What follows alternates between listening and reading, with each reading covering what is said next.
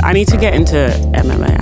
I want more hobbies. Yeah. Well, is MMA a hobby? No, to what? Because I've been watching football's the Premiership is depressing for a United fan. The Premiership is not depressing. For a United fan. There we go. Say it with your chest. Say it with your chest. It's a hard time. I've been introducing. So I have all these Man U kits for the kids because one of my good friends sent them Femi, and he's Nigerian. So he's like, there was a time when this meant excellence, and he's like, I feel ashamed that I'm sending you your kids this thing that means they're losers. I mean, it's the same as when you get the outfit of a fighter and they get popped for steroids that week, and you're like, I already ordered the. Wait! Fighters have kits? Kind of. You can get like the whatchamacallit, like the outfit that their team wears in the walkout. Oh, okay. So you can get the zip up and the pants and everything. And then you can get their personal merch too. Yeah. But because they can't have all independent, like Puma, Nike, whatever. Yeah. They can have the UFC official thing, and then everything else is from their site. So then some people make like their own kit that you can buy. Yeah. And you'll buy the kit, and then they'll be like, the fight is off due to a high volume of HGH found in the system, and now you're wearing the kit, and you're like, I feel like, I was thinking that. So I'm a Liverpool fan, and not just because it's going well now. We've had some tough times. That's why I feel for you. I mean, it was good under Klopp as well. Yeah, but I was around before that. I was around when we were still like scrounging around. Do you know what I mean? I haven't been the longest Liverpool fan, but I've been a fan for long enough that I don't remember like winning things. Okay. Do you know what I mean? I remember your glory Gerrard. days. So like Gerrard. Even before, not before Gerrard, but I mean like, because there was like the peak Gerrard, where he was crushing it, and then he had the slip, which ended it for us very painfully. But but I was like around. You know what I was actually thinking? Funny enough, is I was going like, I found myself thinking that sports in that way is in some ways like the perfect analogy for nation states. Okay. Like if you think about it, right now, America is the Man United of the world. Oh God, that's hard to hear as a United. Oh, I didn't know which way you were going to take that. No, but it's true. It's true. It's true. Think about it. I hope my dads are not listening. Think about this. Think about this, right? Whether you like America or not, you have to admit there was a point where America was champion of the world without like no hesitation. You name it, music, sport, culture, politics, diplomacy. It was just like America is the country of the world. No one doubted it. Mm-hmm. You went anywhere in the world and you said, where do you want to go? America! Mm-hmm. You know what I mean? Didn't matter what country you went to. America! That was like the thing. And then, I don't know when I would say the first like little slip, maybe when Obama left. No, I think before then. I think okay, for me personally, around like 9/11. I was like just about to say 9/11. When Bush started bombing the world was the first time where I noticed people go. Oh, you mean that? Yeah. That was the first like, huh. Oh, I was thinking about when like, because this is so dark, because I moved to America after Bush started bombing the world, right? Yeah. So I'm saying as an outsider, when did you consider like, maybe I don't want to live there anymore? Obama was you're like, oh, I want to move to a place where Obama can become president. Obama in this case is like Alex Ferguson. We're talking about Manchester United. Yeah. And then when Obama ends and, if you follow the American story, you assumed it would be Hillary. Yes. And then Trump comes in. As an outsider, you're like, maybe I want to reconsider. I don't know though. That's what I feel from, because like, it's kind of dark, but like the war in Iraq, European countries were involved in that. Like as a Brit. That's true. That's true. I'm thinking. But I think you could be right, Trevor. Maybe I was just very selfish and blinkered. I was like, I still want to go to a place where as the only American here, Josh, what do you think? I'm not a well-traveled person. That's not true. No. Josh, at the time of 9/11. Oh, okay. At the time of 9/11, I was 11. I was not a well-traveled individual. You know what I mean? Most people would say I was a child. Sure. But Josh judges himself as an 11-year-old. But I was like, when 9/11 happened, I remember being scared. And then when I started to understand, when I was in college, so like we're talking like 20, like in 2012, I was like Like, I guess I only saw it through media. Yeah. So in American media, you see other countries wishing they could come here, wishing that they could, or even saying American propaganda out loud in their home country of like, but we're not America though, right? Yeah. And then when I got older and I was in college and I would take in more media, that was when I was like, the perception is changing. And I had friends who did travel who told people they were Canadian. And like when they went to certain places, and I was like, oh, okay. Like, because that wouldn't have even occurred to me because I hadn't traveled much yet. And so I would say, though, to Christiana's point, when you really look at the world view of America after Obama entering Trump had this weird way of like, I don't know if I have the words for it exactly, but he had this weird way of like bringing things to fruition, but it was him that did it. So then he would be like, America's looking at us as a joke. Yes. But we became a joke. Yeah. Yeah. Do you know what I mean? He was a prophet who made his own prophecies come true. Yeah. Essentially. That's what Trump does. Yeah. Like he literally, I don't know if you remember that clip. He's like, the American dream is dead. It's like, sir, what are you doing? But you know what has been illuminating for me is how Trump has changed one thing. In my experience when I travel, he's changed one thing fundamentally about America, and that is, before Trump, most places in the world I went to saw America as America. They hated America or they liked America, but that's how they spoke about America. Now, Trump has sort of exported American politics to the world. So I go to countries where some people like Trump, and then some people don't like Trump, but they no longer have like a singular view of America. Does that make sense? Oh, that's interesting. So even in South Africa the other day, I got pulled over by a policeman. It's very common there. This is like, it's not like in America where your life starts flashing before your eyes. Like in South Africa, you get pulled over almost just for like a conversation.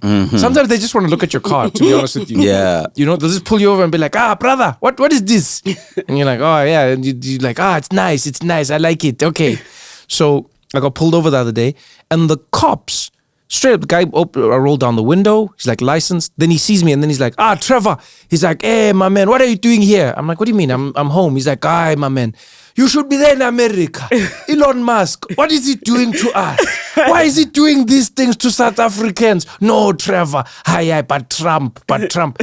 Guys, there is no time in my life where a South African man, in my entire recollection, was speaking about the individuals in American politics. You know what I mean?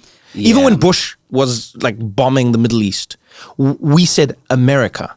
Oh, that's interesting. It wasn't like Bush. People were like, man, what America's doing? America's going up against the United Nations. America's ignoring this. America's waging a fake war. America.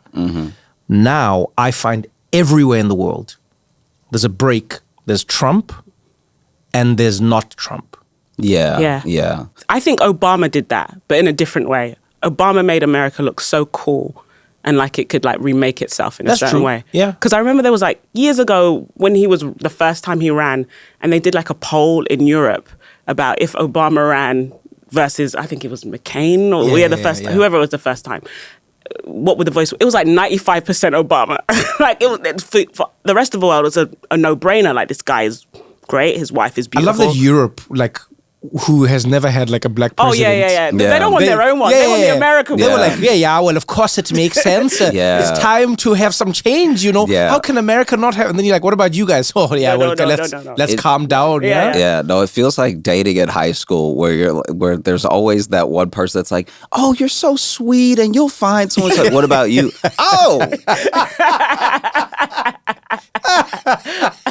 No, you'll find, I said someone. Yes. I didn't mean it like that, Josh. Yeah. Oh no, I didn't mean it like that. No. It's that. It's basically that. That's so funny though. Feels like Obama did that and then Trump's done it the other way, but that's why I think they're twin flames. You know, I have this whole theory. Oh, you do? About in past life. No. They came together. There's something about them. Oh, okay. You're talking about a different thing. No, but I think we're talking about the same thing, but I'm talking about the witchy version. And you're talking about the sensible version. Trump is America's id, but like Obama is who America likes to think they are, because it's like the performance of goodness, the good side. Because I think Obama performs as a good person as well, and he probably is a bit of an asshole. I would be too in private, but like is like humble in public. And then Trump is the dark side. So they're like the darkness and the light. And there's an overlap in their voters, right? Yeah, the same people that voted for Obama. No, it's very true. Also voted for Trump in these swing states. He's appealing to the same parts of themselves, but just the dark and the light. Yeah. That's my. Maybe America should only just have 2 presidents then forever. And you just switch back and forth. That would make them. it simpler. It would make it. No, simpler. basically, you just ask America. You just go like, guys, what are we feeling like? Yeah. We're feeling dark times. Yeah. Or we're feeling. What are we feeling like? Hopeful. Yeah. We're feeling hopeful. No, that's very hopeful true. president. Because I do, and people always take it the wrong way when I say it, but maybe y'all will at least get it, that Trump is white Obama. He's Obama for white people who hated the idea of Obama. Yeah. And it's like, that to me is why I think people keep underestimating him, because I'm like, you guys aren't ready for like, okay, you may need to cut this whole thing. Who knows? But I think that there is a thing that is baked into America's understanding of the experience of a black person. So whether it's true or not, or whether it applies to every person or not, there's a story that people are told about you before they meet you as like a black American. It's like your ancestors were slaves. You have to struggle, but you always make it through. And like you had to avoid like crime and drugs and getting somebody pregnant just to be where I am right now as like a white person. So just to be my coworker, you had to overcome all this stuff. It's like every one of your stories is like an Oscar movie. That's why we keep giving you the Oscar every time it's sad, right? And now you're living in a world where there's so many cracks in that thing, not just because there are black people who are like, no, I grew up in the suburbs all my life and my dad's a doctor, but now you have white people who literally are that story. But no one tells it in that way. So they're like, okay, my great-great-grandparents were these Irish immigrants. They got spit on when they came here and everything. And I have a lot of like drugs and crime where I'm from. Like people always make it Appalachia, but it's like, guys, it's everywhere. It is everywhere. It's everywhere. And so it's like my family was on food stamps. My family, all this stuff like that as a white person, which is like never really talked about. And so then this person had to overcome a lot just to be next to this other white person. Right? Yes. And Trump speaks to that the way that Obama spoke to black people who may or may have not been having that like stereotypical experience. Right. And that is so powerful. It feels weird to tell white people that they don't understand white people, but white people who are like the living embodiment of everything we've been told black people go through, I understand better than like white people who have always had it, if that makes sense. It makes sense because America, more than most countries in the world, has told people what their life should be and what it could be. Yeah. Right? There's no other country that goes like the pursuit of happiness. Which is an insane, like... It's a crazy concept. In most concept. cultures, they don't even believe in happiness. Yes. Like, if I told my dad I wanted to be... Like, I think I told my dad that once. Or it was my mum, I said, I want to be happy. And my mum was like, is that it? Yes. It's like, That's is that all you, hilarious. but that is all you want for yourself? That is Yeah. a wild concept. If you said that to your parent, Yeah. most African parents, you're like, I want to be happy. Then they're like, happy?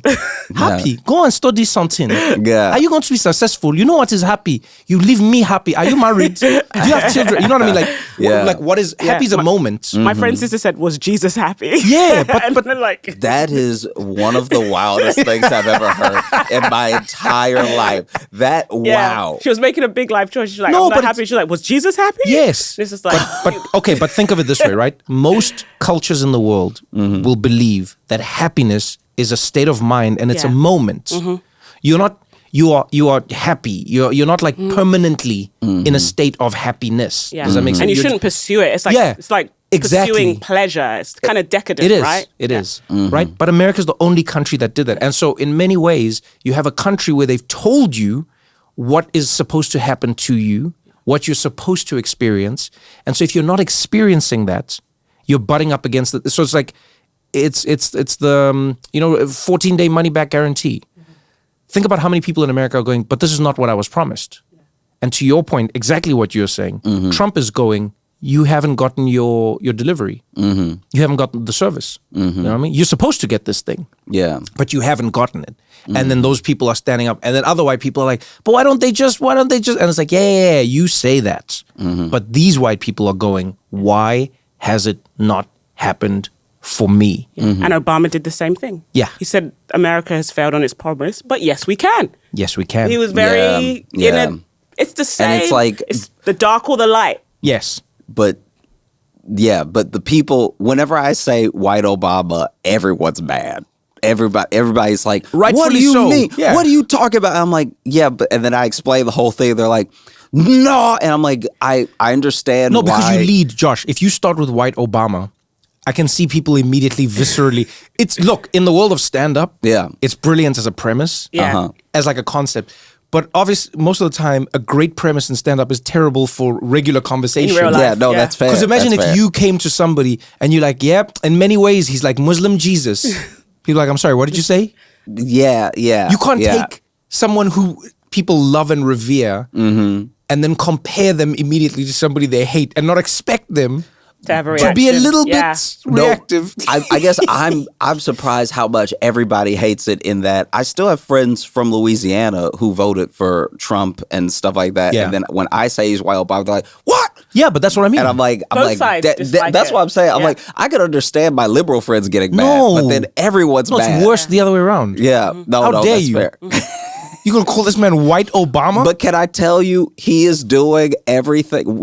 Trump is doing everything that they told us a black president would do. Yes. This man has his Everything. own coin 2 days before, and then fleecing everybody, and then it dips, and he don't even mention it. They asked him in the press conference when he already is I won't say promising, but when he's already jump starting this like $500 billion project for all of these AI CEOs before DeepSeek comes out, and they're like, "What about your coin?" And he's like, "I don't know. How much did it make?" And then they tell me, it's like, oh, that's peanuts to these guys. I'm like, why are you letting this dude deflect in real time? That's a pimp move to just be like, I don't know who stole from you while holding the bag. That's crazy.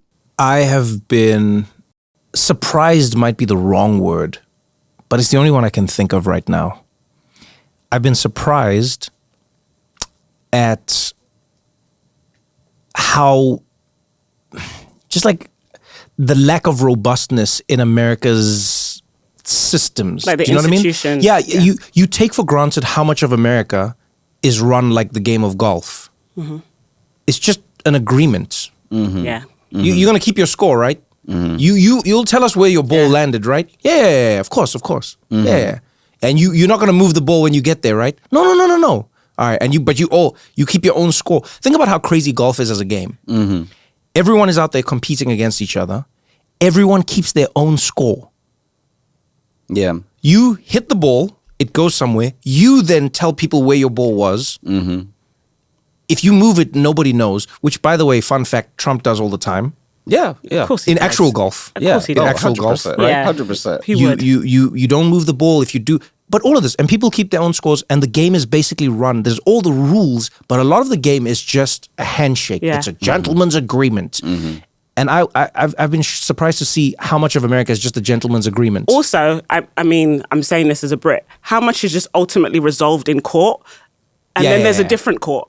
So then it goes to a court in like this district says. No, America just sues itself. Yeah, it just keeps it, and then it's always It's the completely- judges who are like, Yeah. I'll take no, you. I'll yes take you or to no. court. Yeah. I'll take you to court. So Trump does a thing, and then now I've realized just wait to see what happens in court. you have to wait for the final court, though. Yeah. It's like, which court does it go to? Yeah. And then it's frozen because there's something that happens in court. So I'm like, I'm not saying not being a president is powerful because we've seen how much it can shape the world. But now I'm like, oh, everything happens in court in this country. Yes. It's like the judges. Yeah. I think also for your analogy of like the gentleman's agreement thing, it's like that's also how our corruption is supposed to work. So when you're playing golf and you're keeping your own score and you're not going to move the ball, everybody moves it a little bit. Trump moves it I like out that. of the water. Yeah, actually, I like that. No, we you're all not wrong. watched it go in the water, and then he dove in. Well, he didn't dive, but he got someone to dive in, hand him the ball, and then he threw it in the green. And then he goes, "That's where my ball was the whole time." And then because we don't really understand how to like combat that, we're like, I guess that's where his ball was the whole that's time. actually- that's Maybe actually a great- I'm yeah, crazy. that's a great that addition I to the thought it went analogy. to the water. He- And so then, because admittedly with Dems and Republicans, there's always been the understanding, the gentleman's agreement of like, I'm gonna move my ball a little bit. We'll both say I won't move my ball at all, Yeah. but I'm move it a little bit. Yeah, I'm gonna move to the bank after I've been running banks. Yeah. I'm gonna move to the defense Yeah. contract after running. Yeah. Yeah. Subtle. But you're right. It has been subtle. Yeah, and it's like that's what that even like under people that we like, there was that level of corruption going on. Yeah, but it felt like yeah. enough corruption to keep everything stable. So we're still playing golf. Well, there is the theory. I forget the official name for it or the title for it, but there's this theory that says that there's no society that functions without corruption, and corruption is a necessary part of society for it to succeed. It's counterintuitive. I love this because I love corruption. Yeah, but you're Nigerian.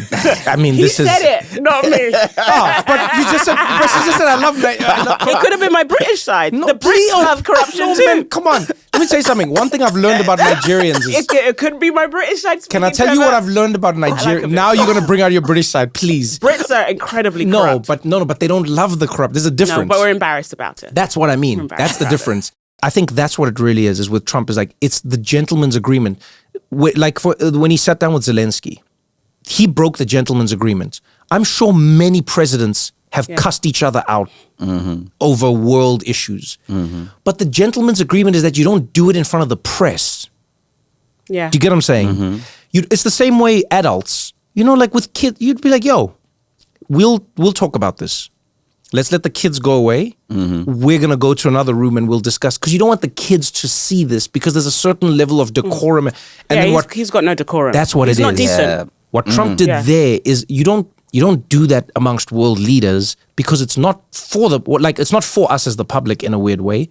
Go into a room, fight about it, and then come out and shake hands and be like, yeah, we had a good discussion and we're going to figure this out. And But I also feel like, forget world leaders, I would not invite someone to my house to cuss them out. Like, if I want to cuss you out, you're not coming to my house. That was the thing that kind of blew my mind about the forget. But he didn't think he was going to cuss him out. Oh, he knew he was going to cuss No, him he out. didn't. You don't think so? I don't think so. Well, he thought Zelensky would kind of bow. Okay, so here's how I play out the timeline. Trump goes, Zelensky's coming. Now, Trump, remember who Trump believes Trump is. Trump believes he's the greatest negotiator, the greatest deal maker, the greatest businessman, the greatest peacemaker that has ever... Remember, this is the man who said on day one, he's like, on day one, I will reduce the price of eggs. I will bring them down. Day one. Right? Eggs have only gone up. Yeah. Day one, Israel-Palestine. I'm going to end it. We're tired of the war. We got to end it. Well, it's not over. You get what I'm saying? He's the person who believes, he genuinely believes. I don't even think he's lying about this. He thinks, I'm going to go in, and I'm just going to tell them what it is, and it's going to be. Same thing with tariffs. I'm going to do the tariffs. Then the thing backfires. Then he's like, okay, I'm going to undo the tariffs. Then I'm going to do the tariffs again. Then I'm going to undo the tariffs. But he believes it. So he goes, you know what? I'll call Zelensky. He's like, I'm going to call Zelensky, and I'm going to tell him this war needs to stop. And then Zelensky will stop the war. What happens? Zelensky shows up. Zelensky shows up in his outfit. That's the first thing Trump is angry about, because he's like, why is this guy... Everyone shows up here in a suit and tie. What is this man doing? Do you know what I mean? And that was the first comment, if you remember. No, yeah. He points at him and he's like, oh, he got all dressed up. Oh, look at him. So that's the first thing, the first slight for Trump. They go in, they're having the conversation, it's a normal press conference until the end. And that's the moment where Zelensky says a thing that Trump feels is something that goes against him and is like a threat. You know, where Zelensky you're going to feel the pressure, you're going to feel Russia's influence. Then he's like, don't tell us what we're going to feel. Don't you threaten me. And that's when it goes off the rails. But I don't think he brought the man in to cuss him out. I think he brought him in to solve it. And then this little man didn't come in scrounging in front of him. Yeah, no, I think some of the reaction to it, though, is just people are surprised to see someone cuss someone out in their house. Yeah, forget. Now, to your point, forget them being... to your point, as a group of men, yes, someone came to your house and you cussed them out. That is just on a purely human level. Yeah, decorum. And he's got none. I'll pitch you both this. I think that none of this would have happened if Zelensky had shown up maybe 2 weeks to a month earlier. Because you got to remember that Macron was just in there correcting that man in front of his face and touching his knee. And so it's like, if you want to talk about as a man, I will curse somebody in my house before I let a man correct me and touch my knee while he does it. You must be out your mind. Correct me or touch my knee. But if you do both at the same time, we fighting. And so he already had to take the L on Macron, right? And so then he took the L on Macron, and then... Because to Trevor's point, that thing that Trump does, he got to do very well with I think it was the president of Egypt, right? When Egypt basically says, hey, when it comes to Gaza, we'll take the sick kids. Yeah. Right? Which for Trump is not a contradiction because he's like, oh, we're going to send some of the people to Jordan. We're going to send some people to Egypt. So then sick kids is still people. Yeah. So then Trump is like, I didn't even know that. See, isn't that nice that he's willing to take the sick kids, and that's really great. And you can even see in the moment, it's like maybe Trump is trying to continue to do the salesman thing, but maybe he's also like, it's working. Like it's working. No, he like, does think it's working. Yeah. And so then when Zelensky, who's just making a pretty rational point, he's like, guys, y'all think Putin's gonna stop?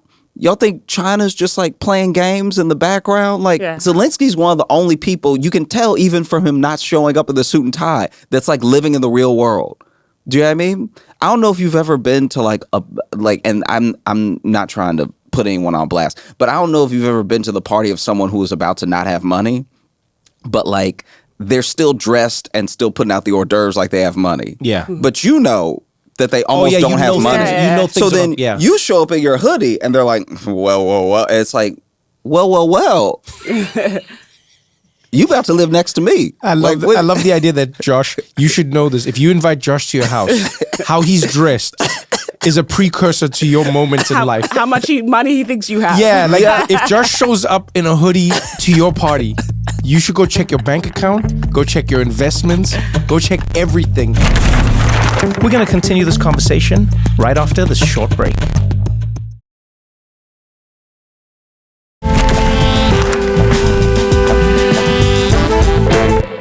The most important news in the world right now, across every country, is that Christiana had another baby. Before we get into it, because I want to know all the details. And I have many questions for you, by the way, which I've been saving. Oh? Many questions. Okay. Do you know how many people will talk to me about the podcast, and the thing they'll say, they'll go like, Josh, he's very funny. Oh man, I love this thing. Oh, YouTube. Oh, Josh, you know what I mean? By the way, like people think you're like different people. It's very strange for me, but people will tell me about you, but then tell me about you doing something else as a different person. Oh yeah, Josh people don't know I'm the jobs. same person. They don't know you're the same person. Yeah, You've noticed that as well, right? I've got DMs, like angry DMs that are like, you stole the joke from the guy on What Now? Because I'll say the thing here, and then I'll say it on stage, and they'll be like, I've heard that before, and you think you're slick. And it's Yo, people say that to me. They'll go like, oh man, I love the. Oh man, by the way, there's this comedian you should have on your show. His name's Josh Johnson. Then I go, you just told me you like Josh on the podcast. Yeah. And they go, yeah. But have you heard Josh Johnson? Yeah. It's nice that no matter what, they want to take up for me. This Sometimes is true, it's against me, though. It is against you. Yeah, yes. You are the white Josh Johnson. Yeah. That's what you are. But the other thing people say, they'll be like, oh, I love Josh. Well, they'll be like, oh, Christiana is so funny. She's smart. But then they'll be like, is she always pregnant? Yeah. How many children does Christiana have? Yo, everyone, men, women, old, young, people just be like, oh my God. Like there's a comedian in South Africa, his name's Ntosh. He was just chatting randomly. And he's like, yeah, Trevor. He's like, I chap that. He's like, that Christiana, she's always pregnant. How is she always pregnant? And I was like, what? Is she always? And I was like, actually, she is always pregnant. It's kind of crazy, yeah. First of all, congratulations. Thank you. Yeah. You are now the mother of how old? She is 8 weeks tomorrow. 8 weeks tomorrow. So she's brand new. Wow. She's still got that placenta perm. Yeah, look at that. Brand new. Oh, I love the placenta perm. You know how the hair comes out is not how it is. Like so she's still got her placenta perm. I know. I am a mother of 3 kids, 5 and under. I've had more than 3 pregnancies. You guys know, like my womb is a strange place. So I've had losses, done IVF, all of this stuff, and now it's landed me at 3 kids. Cora wasn't IVF though. So wait, so are you? How many? What's the number you're going for? I'm stopping it. Can I tell you guys something? No, don't lie. No, don't lie. I hate it that he does this. Don't lie. Let me tell you My why. You, body, my choice, Trevor. yes. But no, he's gonna say. above all you say else, this all the time. Above all Every else, time you say it's your last baby. above all else, to thine own self be true. Yeah. That's a quote that I love to live by. I'm not saying this out of judgment. I'm asking if there is like an end goal. Okay. Because you are with children the way dangerous leaders are with land and like territory. They'll be like, I'm done. Remember when Putin said Crimea? That's it. Mm-hmm. He said, that's it. He said, now that you're the Putin of children. Okay. Because every time I think you're done, there's another incursion, and then you're going to tell me about why you had to. So you said after the first one, you're like, Trevor, you're like, don't ever have kids. I'll never have kids. I did say that. Then second one, then you're like, I don't know who tricked me into this. I can't believe I'm doing it again. I'll never, Trevor, I'm done. After this, I'm done. We're now the third one. Okay, can I tell you the difference now? Okay, tell me. So, unfortunately, I live in a very godless city, so it's a long time to get a vasectomy. In LA, I sent my husband, February 14th, he had an appointment for a consultation for a vasectomy. On Valentine's Day? Yes, I said go. Okay. He got there and the guy says there's a waiting list.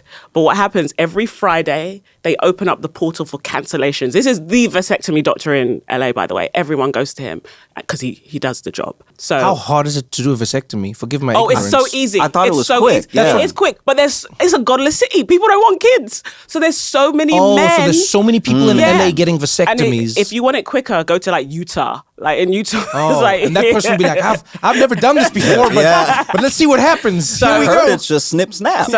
So this is I don't even want to go on too many tangents, but No, go on all the tangents because I want to know all the details. Because I've got people telling me, why don't you get an IUD? Why don't you do this? I'm like, no, let him do something because my body's been through hell. I don't blame you. My husband is getting a vasectomy, and we have 2 embryos in boarding school in case I ever want to get to 5. I know they're just there. I don't know what to do with them. You see, I'm pro-choice, but then I have all these woo-woo things. I'm like, do I donate them to science? I don't like embryo adoption. No, you see, this is slick. Wait. She left herself a little out there. No. It's not the out. It's just like, I'm like, I can't keep having children when I have like these 2, not souls, but things frozen in time. So they're there. I have to make a decision about what we do with them. They're in Texas. You have children in Texas. Not children, please. Before the Republicans here, they're not children. They're cells. Yeah. Me and my husband cells. Yeah. Day 5 You know, it's only a embryos. matter of time before. Like, you remember when we were on the road? I used to have this joke that I almost believe is going to become true. They're just going to keep moving it further and further back. Yeah. You know? That's why we want to take them out of Texas. Yeah, they go like, but they're going to keep moving it further and further back. You know, they go like, oh no, the heartbeat or this or blip and this and inception. And it's going to get to the point where they'll just be like, your sperm is a child. Look at how they swim. Look at how they swim. Yeah. I'm afraid it's going to get to that. So anyway. Okay. So even having Cora, the ethical, I was like, how can we do this when it was obviously she's not planned. Which, right. By the way, my thing about having 3 kids, I think it makes me look like I lack sexual discipline in this day and age. No. Wait. Why would you? Because like, who has 3 kids in this day and age? No. But why would you need sexual discipline? Whoever says that, bring them here. I'll fight them. People are very women with careers. Yes. Like ambitious women. You either have no kids. Yes. Or you have maximum 2. No kids or maximum 2. This is what I found. I've looked at it. Why do you think that is? Because no kids, you have freedom. Yes. 2 kids, you have balance, and it's what you can. At 3 kids, we're like at capacity. Like it's chaos in my house. But like, imagine a woman shows up for a job interview. I'm just talking about like a woman that maybe doesn't have as much privilege, and she's like, I have 3 kids. The person on the other side is like, this bitch is gonna have another baby soon. I don't know if I can give her the job. You know, that's how I would feel. That's how I would feel. But I'm saying that's a very raw. But then you'd have to because you're intellectually I'm glad you brought that up. Can I tell you something? This is something I feel like people don't speak enough about because the problem with almost every single conversation people have, not just in America but in most places, but I feel like America does it, in the most extreme way, is that you can't have a conversation about a thing because it's overlapped with so many other issues that then people think you're talking about when you're not talking about it, right? I'm glad you brought that up because even with us doing this, you being pregnant is the worst thing for the podcast. When I told them I walked in, obviously I was like, And they were like, because my belly was showing at that point. I was past 12 weeks. And then Derek, shout out to Derek, who works with Trevor. He was just sitting there, and Sanaz, they're doing the sums. Yeah, everyone has to do the math. And they were like, congratulations. Oh yeah, we can make the podcast. When do you do? It was so funny. It was just a relief. And then they were like, no, okay, but it makes, do you get what I'm saying? Like with Josh, I never, with you, I go, okay, when is Josh on the road? When is Josh touring? When is Josh, okay, cool, whatever. But you're not worried about Josh getting pregnant. Yeah, but but I'm not even worried about what I'm saying is you being pregnant is the worst thing for our work schedule, right? Because you have to go see the doctor. Anything can happen at any time during the pregnancy. And I had a high-risk pregnancy. There you go. Yeah. You've got a high-risk pregnancy. So your body is this fragile thing that is doing this amazing thing that you have to watch out for on all these levels. So if Christiana's not well, I'm never going to put a podcast over your pregnancy. You know what I mean? I'll never ever be like, but the podcast, and you know this from me. I'm the person who's like, cancel. And by the way, so I feel very fortunate that I do the work I do and where I am in my career, that I have like partners. Like you guys were like, okay, how can we make this work? Right. That was okay, what are your dates? What do you want to take time off? When are your appointments? You know, they're the kings and queens of, you seem tired. Go sleep or whatever. But most women don't work in environments that are like that. Yeah, but it's like, you're getting fired, you're getting demoted, you're taking time off, you're coming back at a lower level, you're already like postpartum. It's the worst thing you can do for your career, having a baby. So that's the truth, but no one says that. That's what I mean. We don't talk about these things because people feel like you're conceding something that they don't want to concede, right? Having a child is terrible for your career. Having a child is also terrible for the work environment, like for the actual, for your company, your office. It's not great for them. It's bad for the dads too, by the way, because a dad is like, I want to spend more time with my kids. Yes, like it's just bad. It's bad. It's a good dad. A good dad. A good dad. Can I tell you the men that you would not know had children? You'll be in a fantasy league with them and not know they have a child. You will know their number one seed and not know that they have a child. Okay, for someone who wants to be an active and present father in the current capitalist framework we have. Thank you. Where your work is on your phone, right? Your email, you can't escape it. It's very tough. After work, drinks, socializing. Now they're like, return to the office. They don't want us to work from home, right? So you're away from your family all day. If you're a man that wants to see your kids and be present, it's bad for you as well. But I think and it's an argument, a conversation me and Lewis have a lot. The woman, you take on the actual physical brunt of the pregnancy, the emotional and physical labor, the hormones. It's felt like you're being invaded. I find pregnancy very disembodying. I'm not one of these women like, the most beautiful time in my life. I was glowing. I feel like shit. Like I don't enjoy it. And I've had rough pregnancies. My last birth was my favorite birth. I felt really powerful. I knew what I wanted. Like I felt very confident. That's amazing. Yeah, and it was just like I'd done it enough times before to be like listened to, and postpartum was, I couldn't even really dwell on it because I have two other children. But for a lot of women, it's this earthquake and you're constantly feeling aftershocks, and whatever decision you make, right, whether you decide to stay at home with your children or also work as well, you don't have the support for the most part. I find my friends that stay at home mums, they live really isolating existences and they do work that's not respected. You know? I've been experiencing this through different lenses and in different ways. So I've gotten to experience the professional side of it with you. You know, pregnancy and a woman having children in the work environment, which I've loved. Like because anything that gives me insight, I love. Yeah. You know what I mean? Like if I was in that plane that flipped over, I would love it because I've always wanted to be in a plane that crashes, but I would like to experience it and then come out on the other side. Does that make sense? So if I don't live, It's concerning, but it makes sense. No, what I mean is like, I love things that give me insights. Yeah. So what is it like? Oh, I now know what it's like. You've seen it up close multiple times now. Yes, exactly. Right. So, but then one of my best friends and his wife, they just had twins. Right. Yeah. Oof, indeed. And like there've been some days where there's nobody to look after the twins. I don't know how many months old they're, but they're like tiny. They don't walk. They don't do anything. They're still in like that. You know what I mean? They're like blobby. They can hold their they don't do anything. They can hold their necks up. Their necks are now. They're able to hold their necks up. But they're infants, definitely. Yeah, they're infants. And some days it'll be like me and him looking after them. right? For hours on end. And the other day we were sitting together and we're just like rotating the babies. And he like broke his back many years ago. And then now carrying the babies and the stroller, and the back injury came back. So for like a week, he couldn't carry babies. Oh my God. So now I'm helping him with both of the babies and I'm running around. But there was a point where we were sitting together. And you know what this is like, but the babies start like crying in a rotation. I call it witching hour. Yeah. So just as one baby starts crying, it cries. You finally figure out what it is. Maybe it wanted to be rocked. Maybe it wanted to be fed. Maybe it wanted to be burped. Maybe it just wanted to move. Sometimes they just want to stand up. Sometimes babies just don't like you to sit down. This is what I've learned. Like babies are like, why are you sitting? Like babies should be bosses in every office in the world. They do not tolerate sedentary lifestyles. Babies are just like, why are you sitting? Then you're like, what do you mean? I'm chilling. The baby's like, nah. Then you stand, then the baby's like, yeah, this is good. I like this. Yeah. That's all the baby's doing. Yeah. You finally get the baby to chill or sleep. And then the other baby's like, all right, my turn. Let's see what we can do with this. So we're in this spiral. We're in this thing. I'm rocking, singing, burping, bumping, jumping, doing everything with these babies. And I think like 2 hours in, I looked at him and I said, yo, how much longer do we have? And he said, what do you mean? We're the whole day.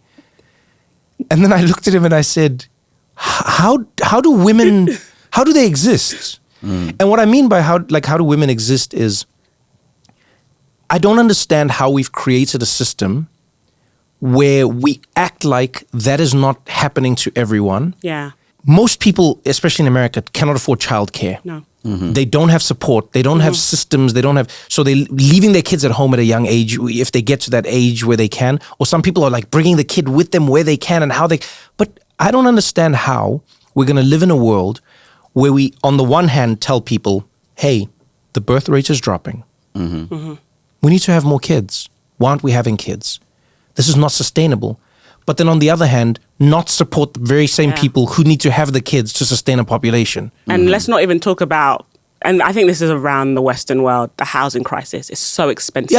No, it's all of it. Schools aren't good. Private schools are super expensive. So it's just like everything is working against you. And then I'd say like on a really, maybe it's like, I don't think it's vain. For a long time, you don't feel like yourself in your body. You have this baby, you're lumpy, you're soft, you don't feel sexy. Do you know what I mean? It's like you're scrolling Instagram and you're like, Ozempic, everyone's very hot and thin right now. And you're just like, blah. Can I tell you, just as an aside, two things. One, I still think GLP-1 slash that whole world is unlocking something deep in humanity that we haven't even we haven't tapped into. I think it's unhacking a lot of the hacking that has happened to us.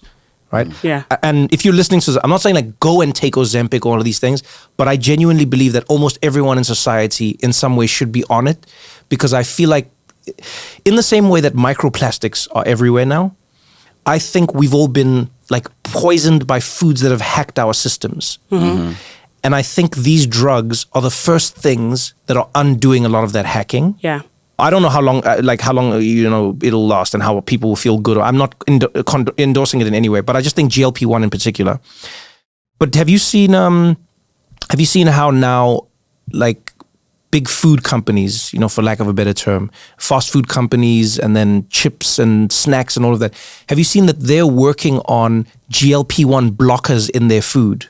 So they will basically become Ozempic resistant. They are trying to make food now That's scary. that can resist Ozempic and Mounjaro and all of these drugs because the people who take this aren't eating junk food and aren't becoming overweight and aren't getting sick and are becoming more fertile and are becoming like they gamble less, they buy less, they smoke less, they drink less, they shop less, they do everything less of the unhealthy. Yeah. And because of that, they're actually going to make food that is going to block the block so that they can get you back into that. Sorry, that's just like... I wonder what that's going to do to people who really weren't in this at all. Like if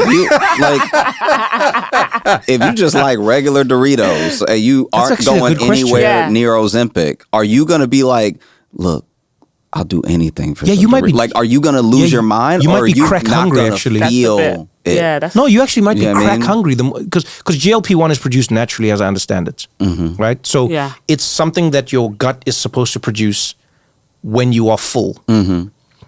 Most food hacks that feeling. But if you have a healthy gut, your stomach tells you, okay, you're full. So now to your point, if it blocks that, we might get like cracked Doritos now. Ugh. Yeah. This is what makes me feel crazy. You brought children into this world. Well, I think... How could you? The worst thing is being like postpartum in the age of Ozempic. Because like, I think I've been through like the entire life cycle. So when I had OB in 2020, then it was COVID. But it was a wave of body positivity. And everyone was saying, you're not your body. Thank your body for just keeping you alive. Because, you know, the stakes were different. It was like viruses. So you were just like, oh, I've got this thing that keeps me alive. Good for you. It didn't matter how it looked. And now the algorithm is just feeding me, oh, you're postpartum, how to get your body back. Basically eating disorder content, like 100%. Lean is law. It's like, the timeline does look different because so many people are on GLP-1s and you look at the red carpet from the Oscars or the Grammys and you're like, people look really different. And like everyone is on it. So there's also being a woman that's just had a baby in a very different cultural space where a maternal body is like no one wants to see evidence that you've had babies. We hate those bodies. It's a mum bod. It's so rude, right? You know what's funny is that there's a dad bod, but we don't even have the baby. I mean, Trevor! It's true though. It's pretty funny.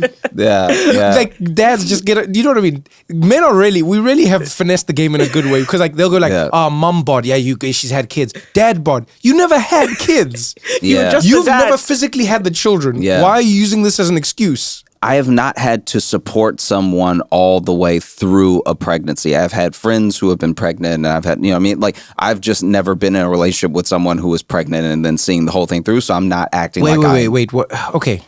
He was very supportive. You were great when I was pregnant with OB. No. You bring me stuff. This is a thing I do have. my best. You bring me snacks. This is a thing I have with Josh, just generally. I don't know if it's because you're Southern or I don't know if it's because of just like your vibe. Sometimes you'll say a thing, and I love this about you, but I think it leaves people thinking you said something you didn't say. Because what you just said now, I think for some people, what they might have heard is, I have not stayed around for full pregnancy. I have never supported someone fully. Yeah.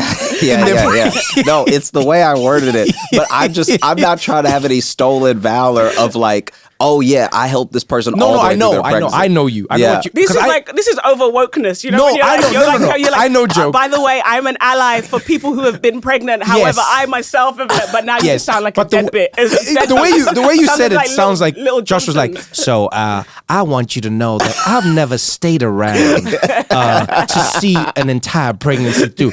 I've been there when they told me, and I've been there when they were done. But I've never. No, Josh, you're not saying I've never got anyone pregnant. Cool. Okay. Yeah. Right.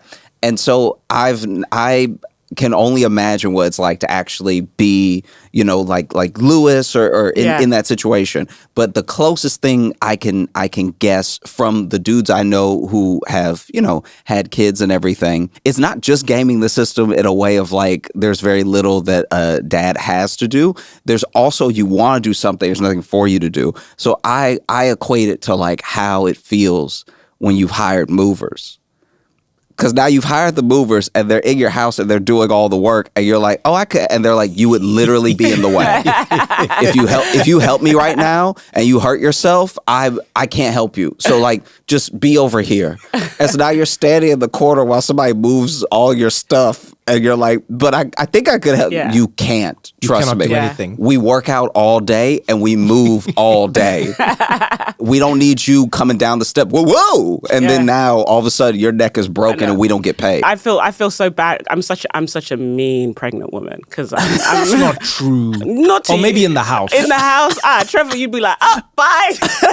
No, I think my character flaw is that when I'm frustrated with things, there's always like the target of my frustration, even if it's not that person themselves. So I think Lewis had to absorb a lot of my complaints about. But also, I've had 3 kids for this man, so I feel like I like how quickly it went from. I was like, man, this poor guy's. I had these kids for him. Yeah. It is. It He's must like be your favorite line. That's what he calls it. We must be seeing what Lewis sees in the moment. Yeah. Like a little bit of rationalizing, and then a little bit like, nah, you did this to me.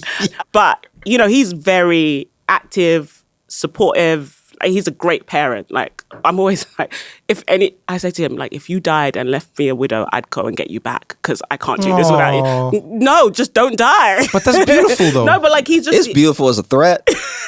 I mean, but it's beautiful. It's like, stay healthy, go to the doctor. But like... How big is your community? Like, how do you... Oh, my God. Is it just the two of you raising the kids for the most part? Because your parents are in the UK. My parents are in the UK. His family's in New York. Yeah. We're very fortunate enough to have a nanny who focuses on 2, Luna. Well, now we just use numbers for the children because we get their names wrong. Just do numbers. It's way easier. Focuses on 2. Lewis currently does the heavy lifting with 1. Okay. So he gets Obi dressed for school, gives him breakfast, takes him to school, takes him to any activity he needs to have, and then brings him back, etc., etc. And I focus on 3. Okay. But we have a great village. Like my parents come out to New York this week to record these episodes. My parents came out from London. They're currently in the hotel like 10 minutes away with Cora. 3. Lewis's parents have already come out. They came out shortly after Cora was born, and they spent 2 weeks with us, helping us out. So even though we don't have our village always physically present, people are very supportive. And I think, it's great to have like the physical support, but so much of parenting is just like the psychological toll. And you guys are part of the village, like friends, family, how you doing, checking in. 3 of my best friends from my childhood, we're schoolgirls together. We're in a group chat and we're always like encouraging each other. Do they also have kids? They also have kids. Okay, they also have kids. And we're all in different life phases with the kids and ages and all that. And even before they were like, how are you? How are you feeling? You've got your pump? Like you're texting me. Or if I came in to get day. So we have a village. We are incredibly supported, but we still most days feel like we're treading water. So I cannot imagine how I think most parents in America or in the West are just drowning. Yeah, I'm glad you said in the West, because that's something that I've found is the ultimate paradox of coming from a developed country versus a developing nation. So first world, third world is the thing that you're sold in developed nations is that you have everything. Oh, it's great. The roads work and the schools are fantastic and there's healthcare and, this is a great country to be in. The one thing that nobody seems to tell you is that as a country becomes more and more developed, the one thing that gets eroded is community. Yeah. The village disappears. Yeah. And what you have to do is you have to buy the village back. Yeah. Yeah. You have to buy the house. You literally, you have to buy somebody to look after your kid. You have to buy somebody to help you clean your house. You have to buy somebody to help you fix your. You have to buy somebody to cook. You have to buy. You're buying the same village that they tricked you into not having. Like I'm always amazed at the con of it all. This machine, this larger thing, told everyone you should get your own house. And you should live by yourselves. How can you still live with your parents in the same house? This is ridiculous. What? And so everyone goes off. They get their own house to live by themselves. They have a kid. And now you need somebody to come and look after the kid. But they can't just come a few. If you know what, you should get a bigger house. They could live with you. You could have a live-in nanny. Yeah. Where I'm from, they call that an aunt. Or a sister. They call that a grandmother. They call it a sister. They call it a... And in the West, that's one of the biggest things I've realized is every time people bring up statistics of how birth rates are declining in the West, I'm amazed at how people never seem to want to talk about the fact that the West doesn't encourage people to have kids. And what I mean by encourage is not telling people to do it, but encouraging is facilitating, I think, in many ways. Yes. So I remember years ago when we had this conversation for the first time of like being careful not to let people convince you need to like buy the people you need and stuff like that. Because at the end of the day, this person you pay, this person you pay, this person you pay, none of them would like come and get you. Yeah. Like that's not who you call. I mean, it's like, no, I just want your kid. I'm not going to come get you from a bar. Yeah. Because they're not your friends. Yeah, they're not. And so. They can become in some ways. They can become. Over time, but yes. And so then there's like that specific aspect which I've tried to like apply to my life, and I've tried to tell as many people as possible like, hey, this could be a friend, because that's what we're doing with AI now. Like there's literally like AI friends in a way. I'm like, guys, come on. Try it with a person. You know what I mean? It won't be perfect. But then the other thing that you both have sort of like helped me contextualize for the first time is that like it's amazing that business is able to do the things that people think are impossible in their own life. So your Doritos, your Lay's, your whatever. You see Ozempic. Everyone says that everybody's on it, but a lot of people can't even afford it. All people, essentially. Yeah. And so it's like, this is just the first 2% of what we're going to see from these drugs. And already they're like, okay, then we need blockers. We need blockers so that by the time the poors can afford it, it won't even work, right? Yeah. And that thing is like seeing a need and addressing it immediately. Whereas with people, they're telling us you should have kids. There's a birth decline, everything. It's like, well, then as a business, don't you think that it would benefit you as quickly as possible to institute some sort of maternity, paternity leave to have these systems set up in your business so that way the next crop of people that you hire will be comfortable having a kid, and now you have more employees for the future. But everyone is so compounded on and because we were made to be cogs, not like people. If you talk about the birth rate, and only some people care about the birth rate, the rest of people talking about the birth rate care about the supply. No, they do. They completely care about it that way. They go, the market is going to collapse. Yeah, that's what they mean by the birth rate. Yeah. They're not saying it like people will disappear. Yeah. They're saying, guys, if this happens at some point, the economy is going to collapse because have no there won't be a new labor force. Yeah. You're not wrong. It is completely through the lens of labor. I think that just blows my mind that we're there. I mean, what they've seen, I think there was Japan a few years ago experienced the first year where they sold more adult diapers than diapers for babies. Oh. Because they have this huge geriatric population, but people aren't having kids. But to both of your points, maybe because of the way I was raised. And so my husband's Dominican, so very immigrant family, very family focused. Dominicano. And I'm Nigerian, and you know what that means. We live in LA, which some people say is a vapid place or whatever, but there are good people there. And we focused a lot on building our community. We take our friends' kids. Even when I was pregnant, I'll take a friend's kid, and people take our kids. And one thing I will say in this postpartum period, spending time with other people and being active in trying to build that community, it paid dividends in small ways. There was a mum at OB school who sent me a text, and she was like, "I've dropped something at your door." It was like a very sweet, big up Lane. She dropped something at my door, and I looked out. She brought me just some tea. I had another friend, my friend Chris. She was just like, "I'm in the neighborhood," and she bought food that you can heat up and stuff like that. And then Cora's godparents, Dara and Emmy, they came by, just held the baby for a bit. So I think sometimes we complain about not having community, but are we trying to be good community and village members? And I think that we're in this me, selfish society, whether it's about your grind, your money, your holidays, whatever you're into. And we've actually forgot how to be village members, and we were shocked we don't have a village. So for the last couple of years, I was doing that myself. So I was just like, how can I be better to the people around me, or just show up in the small ways that I can? And this is why I think this third time around, being in a country that's not my own, I felt more settled, more supportive, more checked in, because I've been more present for other people. And I think that's a hard thing to say to mothers or parents, that how many people are you there for? Because you're like, well, I'm drowning. But I think if you have that mentality of what's the little thing I can do for, is there a parent in my child's class that I can be like, I'll drop them home sometimes. Or what's the little thing you can do? And that accumulates, and that's how you build a village. Don't go anywhere, because we got more What Now after this.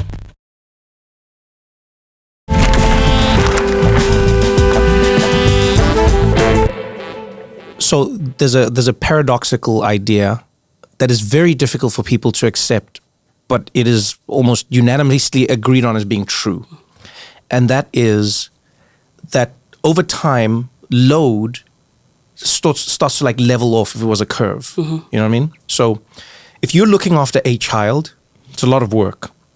If you're looking after 2 children, it's more work. 3 children, it's work. It's weird, but at some point the work doesn't actually increase, at the same rate. You know what I mean? So it's not jumping. Are you pitching me to have more kids? No. But surprisingly, it really isn't. It isn't jumping in the same way. Yeah. Now costs might jump, and don't get me wrong on that side. But think of it this way. I love that you said that. We live in a world where everyone thinks, and I understand why people think this, everyone thinks that they're doing it alone, right? So you're grinding alone, you're running alone, you're having a baby alone, you everything you think you're doing alone. You really do think you're doing it alone. And the world, I think, tells you you're doing it alone. And then part of the way it does it to you, I feel, is it tricks us into rewarding us alone. I think that's like a key thing as well. Mm-hmm. Personal bonuses. Yeah, it's a personal bonus, and it's like it's a private thing, and it's your money, you know? Mm-hmm. But if you, to your point, took on a little more load in your world for somebody else, you don't realize how you've given them 1,000 times more space, right? So let's say a couple has their kids, and they say to all the parents in their group, hey, send your kids on every Thursday, we'll look after everyone's kids if you want. Mm-hmm. Like we're going to host like a little mini kindergarten type thing. Now, don't get me wrong. You might hate your Thursdays. Mm-hmm. You might be like, okay, this is war. Here we go. The invasion begins, 6 p.m. It's on. We hate our lives. But the amount of space you've created for the other, let's say 5 families that have dropped off their kids, it scales exponentially, like way beyond what you are receiving as load. Does that make sense? Yeah, for sure. Right? Mm-hmm. They get to go off. They get to have a couple's date. They get to go work more if they need to. They get to go sleep. They get to do something. But if everyone is doing that on every day, that's true. All of a sudden you're in a world where which we should be trying to get back to, which is what we had when we were growing up. I know our parents had a tough time in South Africa. I know they did.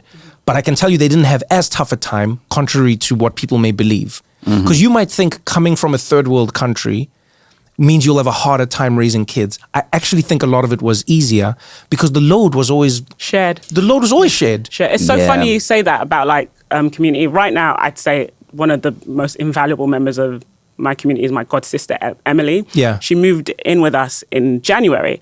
And when I told like just strangers that, oh yeah, my god sister's going to move in with us, people are like, why would you want someone in the early 20s? That's so weird. Like, I was like, yeah, you know, she's coming out to LA. She's got a job.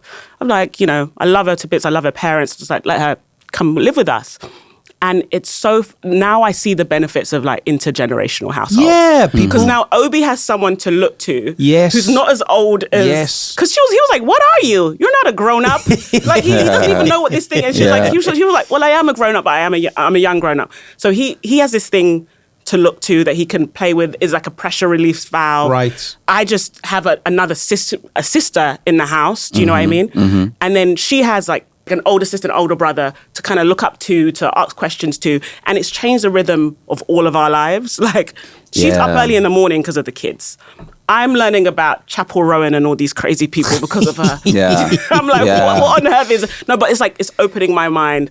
It's expanding my heart. And it's just like, we have a bigger family. Now, there's some cultures where you would never let someone live with you. Yeah. That is not in your... But it's been one of the best things, I think, to happen to all of us. Yes. And then when we had Lewis's parents there, we had like the grandparents, parents. And that's how it's supposed to be. And then I was like, oh, the rhythm where we're living now, where someone's alone or you're having a 2.4 family with 2.5 kids... That is not how it's... We're actually all supposed to be communal and have multiple generations in the same space. And not having that is really bad for us. I think it's the worst thing that we've done. Well, I think about when I was little and staying at my grandparents, if my mom had to go to work or like visiting my aunt or, you know, whatever it was. And then my parents were separated for a little bit. So I go over to my dad's or whatever. And I was like, man, after what you just said and what you've been saying, I'm like, yeah, I spent just enough time with everyone that everyone liked me. Do you know what I mean? I didn't really have enough time to get on anybody's nerves in that way. You weren't a Which burden. is true, by the and way. your mum was a single mum, right? And that's crazy for a single... My son wasn't a burden. Because if you speak to most single mothers today, they're like, I'm... overwhelmed. I'm drowning. And it actually impacts the relationship I have with this kid because I'm always strained and I'm tense. But just having that pressure relief valve, like, oh, I like my kid. To be fair to my mom, it's like her breaks from me were work, but at the same time, sometimes it was just like going to my grandma's for no reason. So it's like, sometimes it was like, yeah, her break from me was having to like do her job. But at the same time, there were some times where I was just at my grandparents for no reason, and not no reason, but to spend time with them. And so it's like, I was such a mama's boy as well that like by the time she comes to pick me up, I'm so excited and she can be excited because I'm like, Ma. Whereas, I remember one time, I don't know if my grandparents were sick or what it was, but I couldn't go over there, and it was just us. And I was like, I do talk a lot. And my mom wasn't even yelling at me or anything, but I could see it on her face where I was like, this story is going on. I had to be like 11 or something. I was like, oof. It was like I was old enough to like recognize in her face. Your what do they call it again? Your self-awareness. Yeah. That's like the age it when was like self-awareness starts to kick in. And I was just like, oh. And I want to get to the end, but she keeps looking at the ground. Oh, yeah. This was your first bombing in front of an audience. Yeah. As a comic, you know that feeling where you're like, should I finish the bit? Should I? Yeah. Oh, I've lost them. Because if I stop the story right now, I'm going to seem like I have a head injury. Yes. She's going to take me to the hospital. Because I'm like gearing up. And it's like, I don't think the turn is enough. Yeah. Trevor, you were raised like that, right? Yeah, I was completely. The village, compound, all your cousins. Can I tell you, probably one of the biggest things that keeps me afraid of having a kid, especially in America, is I'm like, it doesn't seem like what you'd want a childhood to be. No, it's not. Also because of how they've robbed children of autonomy. Yeah. Like when I was a child, you know what my job was? 99% of the time, go play. Mm-hmm. That was like my job. That was like my official, if you said to me like, what is your job? I'd be like, I gotta go play. Mm-hmm. My mom, my grandmother, they would say, go outside and play. You go play with other children. You go to the park, you meet the other kids at the park, and you play. Yeah. The park hierarchy figures itself out. There's a kid that swings the swing too hard. You might fall, you cry, then you stop crying. And then when I walk past playgrounds today, there's a little prison yard. Yeah. Every parent is watching every kid, like every parent, every parent. They're really surveilled, yeah. You could have 2 parents watching 30 kids. I think you'd be fine. I genuinely think you could be fine. I don't know why people don't have contracts at the park and just be like, all right, guys, who are the 2 parents of the day? Yeah. You just need 2 Pedophiles, people Trevor. to We're just... all afraid of pedophiles. Yeah, but this is a overblown, it's a crazy... Do you know how... You know, I've been on this deep dive recently of going down rabbit holes, seeing where our like fears and all these ideas came from. A few kids got kidnapped when the news thought it was the best story. And now everyone's every kid gets kidnapped. No, children don't get kidnapped. But also, who wants to take any kid? I'm not worried about my kids getting kidnapped. The kidnapper will bring them back. The number, and I know someone will be like, what about this kid? No, I'm not saying no kids get kidnapped, but I'm saying for the amount of stress that people have about it. Yeah. Trust me, you could have 2 parents at a park. It's already fenced in. Tell the rest of the parents, go hang out, go have fun, go talk to each other, get to know each other, build your community. Let your kids figure it out. Kids are not... I can't imagine what it would be like watching my child slide down a slide every single time. It's miserable. I would hate them and I would hate myself. Daddy, look. Yeah. Daddy, look again. Yeah. Daddy, look again. Yeah. No, at some point, and I'm not saying that I don't want to see the kids slide ever, but I also want the kid to slide for themselves. Yeah. I don't want the kid to live in a world where they're only sliding when daddy or mommy's looking. And I also want them to know that like you can fall off a slide. Yeah. I'm not going to catch you. There's going to be moments where you're going to fall and you're just going to hit the ground and you're going to bump something and you're going to smack something and you're going to come back with like a bruise. Do you know how nice it was to go home to your parents and they go, what happened? Would like imagine not having that. Yeah, no, because then you have a story. It's and I love you to come talk. home with Josh is back. But wait, Christiana, I wanted to know something. Like you keep saying postpartum. Yes. For everyone. Because I mean the 4th trimester, which I'm just I'd love to know for everyone, you know, for men, but for people who haven't had kids please can you break this down? Like everyone just talks about postpartum and then sometimes I'll hear people say postpartum depression and what is postpartum? Like what is it actually? It's the immediate period Yeah. After you've had a child. Okay. After you've given birth. It goes up until, well, the doctors say it takes 2 years for your body to be what it was before. And it's never going to be what it was before, but to like kind of get back to it. And postpartum looks different for everyone, but there's this huge hormonal crash because your body is making all these hormones to grow the baby. Yeah. And then there's this huge crash. And that can mean lots of different things. Your hair falls out for a lot of women. My hair falls out every time I have a baby. you lose the, like, or not lose, your hair you have grows, the baby. Yeah, your hair grows in pregnancy. Some of you glowing, your nails. Wow. And then you have the baby and all of those hormones like progesterone, everything comes down. And I get horrible night sweats. That's my really gross thing. So in the night, I always have to, I have night sweats so bad, my fingers wrinkle and I get shivers. So that wakes me up and I put on some new pajamas every time. So you get stuff like night sweats, hair falling out. You know, in the immediate period when if you're breastfeeding, your breasts get really engorged and breastfeeding can be quite rocky for some people. Your skin changes, obviously your body changes, all your organs are moving back into position, like your uterus is coming down again, because pregnancy moves your organs out of the way. And then for some women that involves anxiety, depression, coming with the hormones, also because the stress, like a newborn is like a very fragile thing. And I think from a completely evolutionary biology perspective, your job is to keep it alive. So it's just some women get these things called phantom cries. You hear your baby crying even though they're not crying. Which happens suck. Which you're just the baby's crying and your husband's no, it's not. But it's just it's all of these things at once. And all the research shows that women in cultures who are more supported have less postpartum anxiety. A big thing that actually helped me this time is that our pediatrician, she's an amazing woman called Dr. Priest, she does home visits. So Dr. Priest would come over and weigh Cora and ask any questions. At home? At home, because before I would have to go to a different facility, go see the pediatrician somewhere else. So I think a big part of what helped my postpartum this time, that our pediatrician would come to the house, that I'd be in my pajamas, she'd do the exam, and then she'd ask me how are you doing? And she'd just check in, how's breastfeeding go? Oh, you're not sure about the latch? Have you thought about this? Have you thought about, well, her weight's great. We don't know. Oh, it's just having the person that was medically supervised to look after my child was a big part and her coming to the home, that changed everything. So I didn't have the postpartum anxiety that I typically have had in the past. And I think I had some of the confidence of a third-time mum.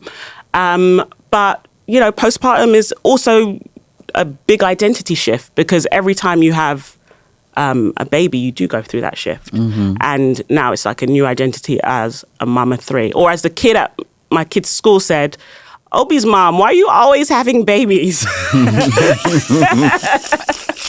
Big up to her. Obi's mom, why are you always having babies? And for a lot of women, you don't want to just be known as a mother. You still want to feel like yourself, but you have to find a new self every time. And that's very unsettling, So postpartum is a big thing. And I think it's not necessarily recognized, it's not talked about, and there's a lot of shame around it because no one wants to feel like they're weak or they're inadequate, And I still think that's, even in the most developed societies or more supportive society, we still haven't figured out how to help women in that next life phase. And that's where I find in traditional cultures, I can speak specifically in South African ones, a lot of that load is just taken off your shoulders. Yeah. So for instance, one of the big ones is elderly women sort of tell you that you don't know what you're doing. And they're it's fine. They don't even give you the whole you're supposed to know. No. They're just no, bring the kid, bring the baby. Yeah. You don't know what you're doing. Go sleep. Go rest, Go sleep. And then they look after the baby and someone cooks for you and another person does your clothes and they'll make sure your clothes are clean and they wash you and they help you and they comb your hair. Then they bring the baby back. But the job of elderly women in a lot of South African society and African society as a whole, they'll just be no.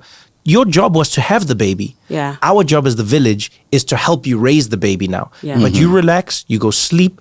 I would be intrigued to find out if anyone who grew up in a very traditional society, if they have phantom cries, because I feel like if you know that there are other women looking after the baby, I wonder if your brain can actually turn off and go it's fine. Yeah. They're not crying. And even if they were crying, somebody's there looking after them. Yeah. Well, I for Obi and for Luna, I did a thing called Omogu, which is in Igbo culture, the 40 days after you have a baby. My mum came and my dad, being very modern, also joined my mum for this thing. He said, the first time he did this, I can't believe I'm doing this. Women are supposed to do it. But he came out and they did all of that. They'd made the pepper soups and my mum was doing the belly binding and all of that stuff. This time we didn't do it. But that whole thing of being really having people around you. There's a TikTok video that's gone super viral of As a group of black women, they drive up to their friend's house. They're playing Girl by Destiny's Child, and they're screaming it. And their friend closes the window and shuts the curtains. And they're like, girl, they're singing the song. They're like, you need to come outside. And they break down the door. Basically, she was postpartum, and she'd been sending these texts about not feeling too good. And they were like, we broke down the door to see her. And I think, like, if you're in a culture where it's not like South Africa or Nigeria or like developing countries where the system is in place, like, your friends need to be willing to like break down the door, like just intrude, you know, like, because in the West, you're so afraid of intruding. Yeah, like, your personal space you have to is text, overly like, respected. You know, there's cultures where people just show up to your house. Yes. Here you plan. You don't hey, even Josh, are you home? Yeah, you go to a restaurant here. You don't even go to people's house. I think don't be afraid to intrude in those words. Like, you good? You good? You good? Because I think most women and men are afraid to ask for help. So you have to just like do the thing. Don't say, what do you need? Just do a thing. You know what we should do? We'll actually have an episode on we should bring somebody on who like specializes on, I mean, the topic of maternity and because I think there's a lot in it that we could enjoy, because one of the biggest things I've come to realize in having conversations about everything really is you'll be shocked at how many times the thing that you think doesn't affect you completely affects you.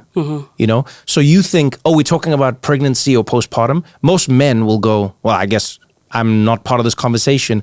But even in the moments we've had here, I think about how many men out there are at an office now stressed out of their minds and not figuring out what to do, or emotionally drained because they don't feel like they're showing up for their kid, or not understanding how to be supportive to their partner.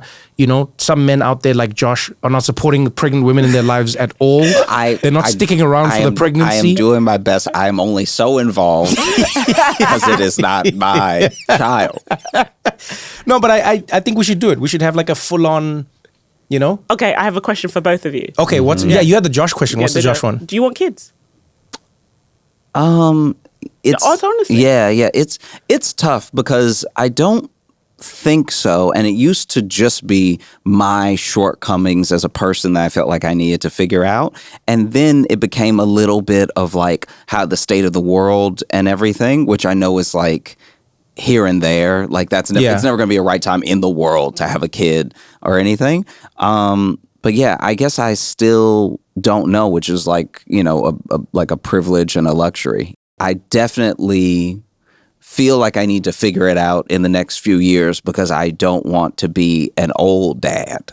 You know what I mean? Like, I don't want to be one of those dads that becomes a dad at like 55 and then goes to pick up their kid and other kids are like, what's wrong with your dad? But you know what? All the dads now are old dads, by the way, Josh. So It's so I guess it wouldn't be that different. And I will say, you might say old dad, I would say wise dad. Wise dad, yeah. Because I find like older parents just carry themselves a little different. They may not be able to run and jump as high. Yeah, that's what I'm worried about is I can't play ball like a wise dad. Yeah, but you know what? A wise dad is more patient with their kid who can't hit the ball. Yeah, that's what I find. Yeah, that's fair. Because he also can't hit the ball. Yeah, exactly. Whereas a young dad is still out there being like, well, come on, come on. There's just a little too much testosterone. So I don't think you've missed. And also, just to the point you said previously, the world has never really been in a better place. I'll also say that. No, that's fair. Yeah. And that's why we think of it through the lens of like microplastics. Guys, there was a time when one flu killed your whole family. Now imagine having a child during that time. I think the reasons keep shifting, but I think when you're so unsure about something, it is it's a real like sink or swim thing. Like if I'm making a decision that's career wise and I'm very unsure, I'm like, what am I really scared of? Maybe just do it and see what happens. But like another person is not a see what happens, you know? And if anything, I've been like even more stressed out by my friends who kind of had that attitude where I was like, so when did you know, or when did you feel? And they were like, And I'm like, what?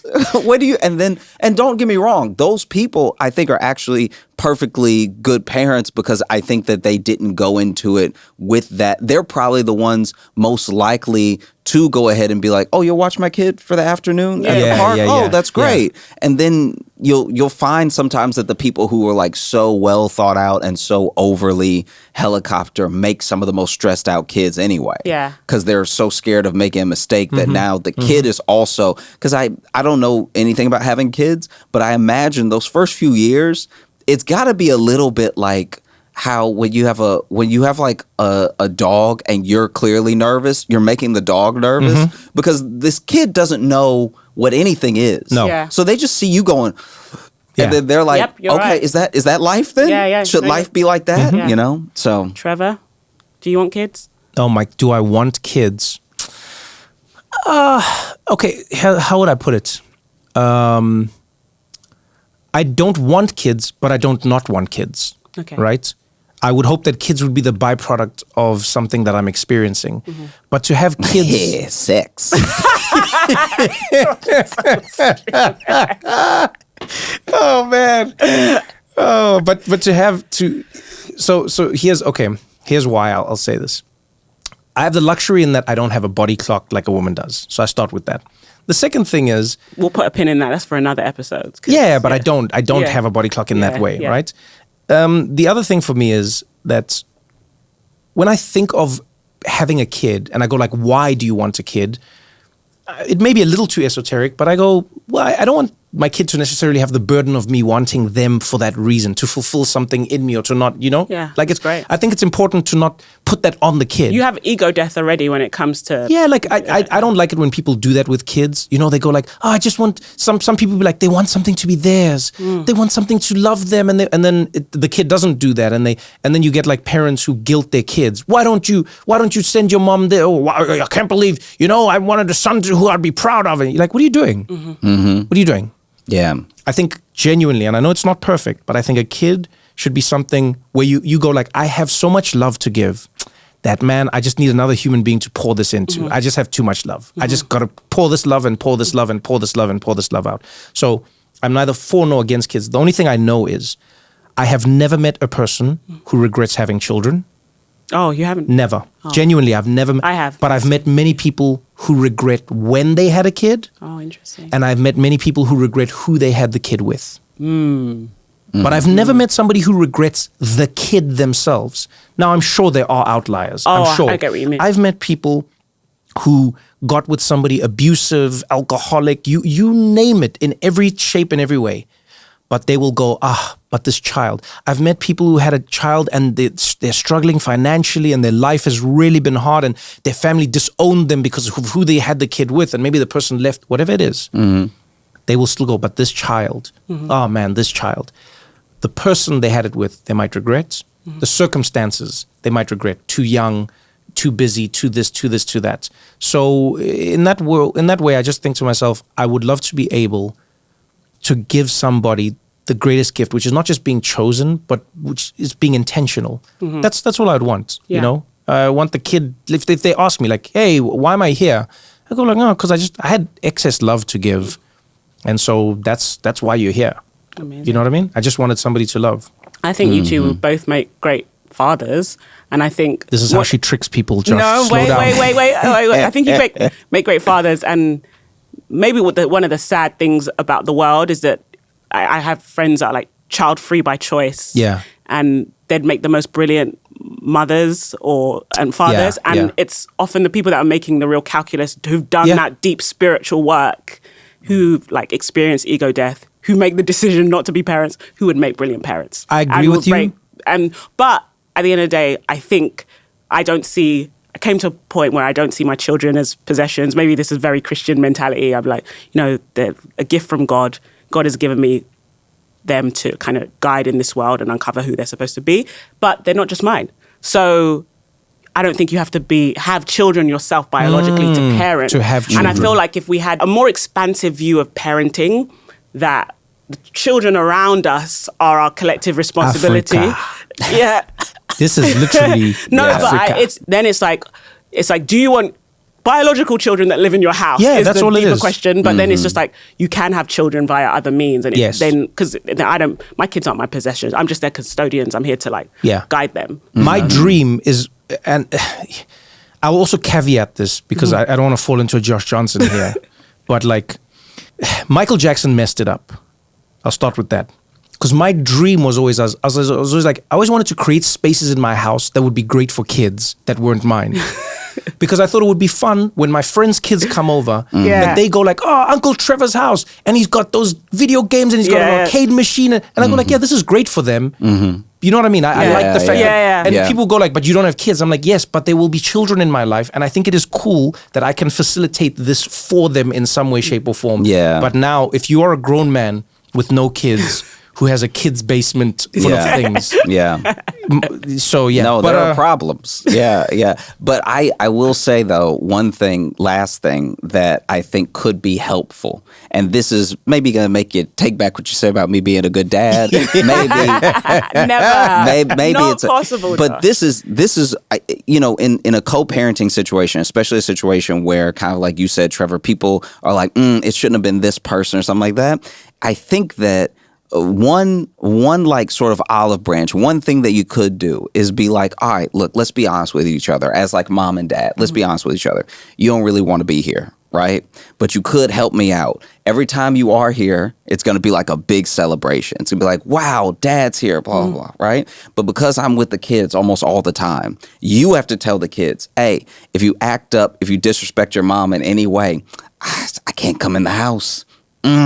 There's just something that's I don't know. Psychological warfare. It's like I wish I could be there, but you were mean to your mom. Damn, Josh. And so I can't. Don't do that. I mean? And then now don't do that, Josh. But you know what? You'd make a great dad. warfare. Now I wouldn't do this because I would want to be there. But I'm saying if you already know this person's a deadbeat, they're not gonna be there anyway. That's at true. least game the system a little bit. Be like, I have to move now. You were so mean to your mom. That. Oh my God! Can you imagine? Man. Can you imagine the stress a kid is Damage, having? the therapy. My dad didn't come because of me.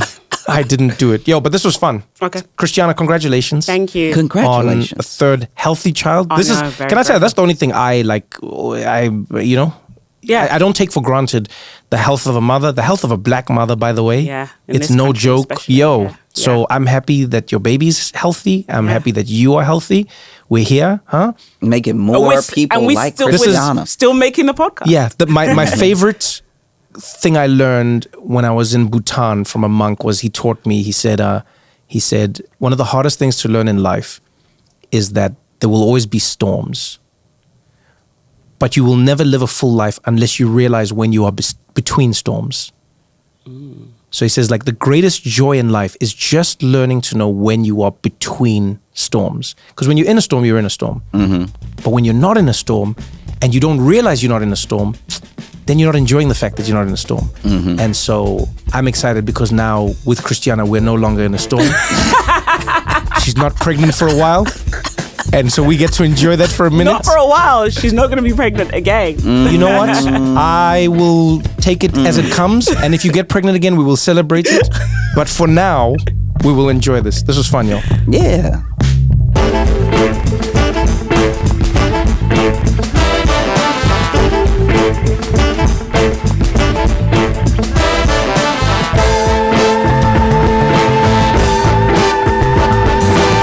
Tell you how excited I am to have you on the podcast, and I think everyone will be, because Robert Putnam is one of those names that is surprisingly unknown, but then surprisingly very well known, depending on who you ask. So if you ask a lot of people in the streets, if you said, "Do you know Robert Putnam?" they would probably maybe say no. Yes. But if the person in the street that you asked was somebody like Barack Obama, then he'd be like, "Yeah, I know Robert, and I know him well," and you'd be like, "Wow." Actually, he would say, "Bob, I've been over this."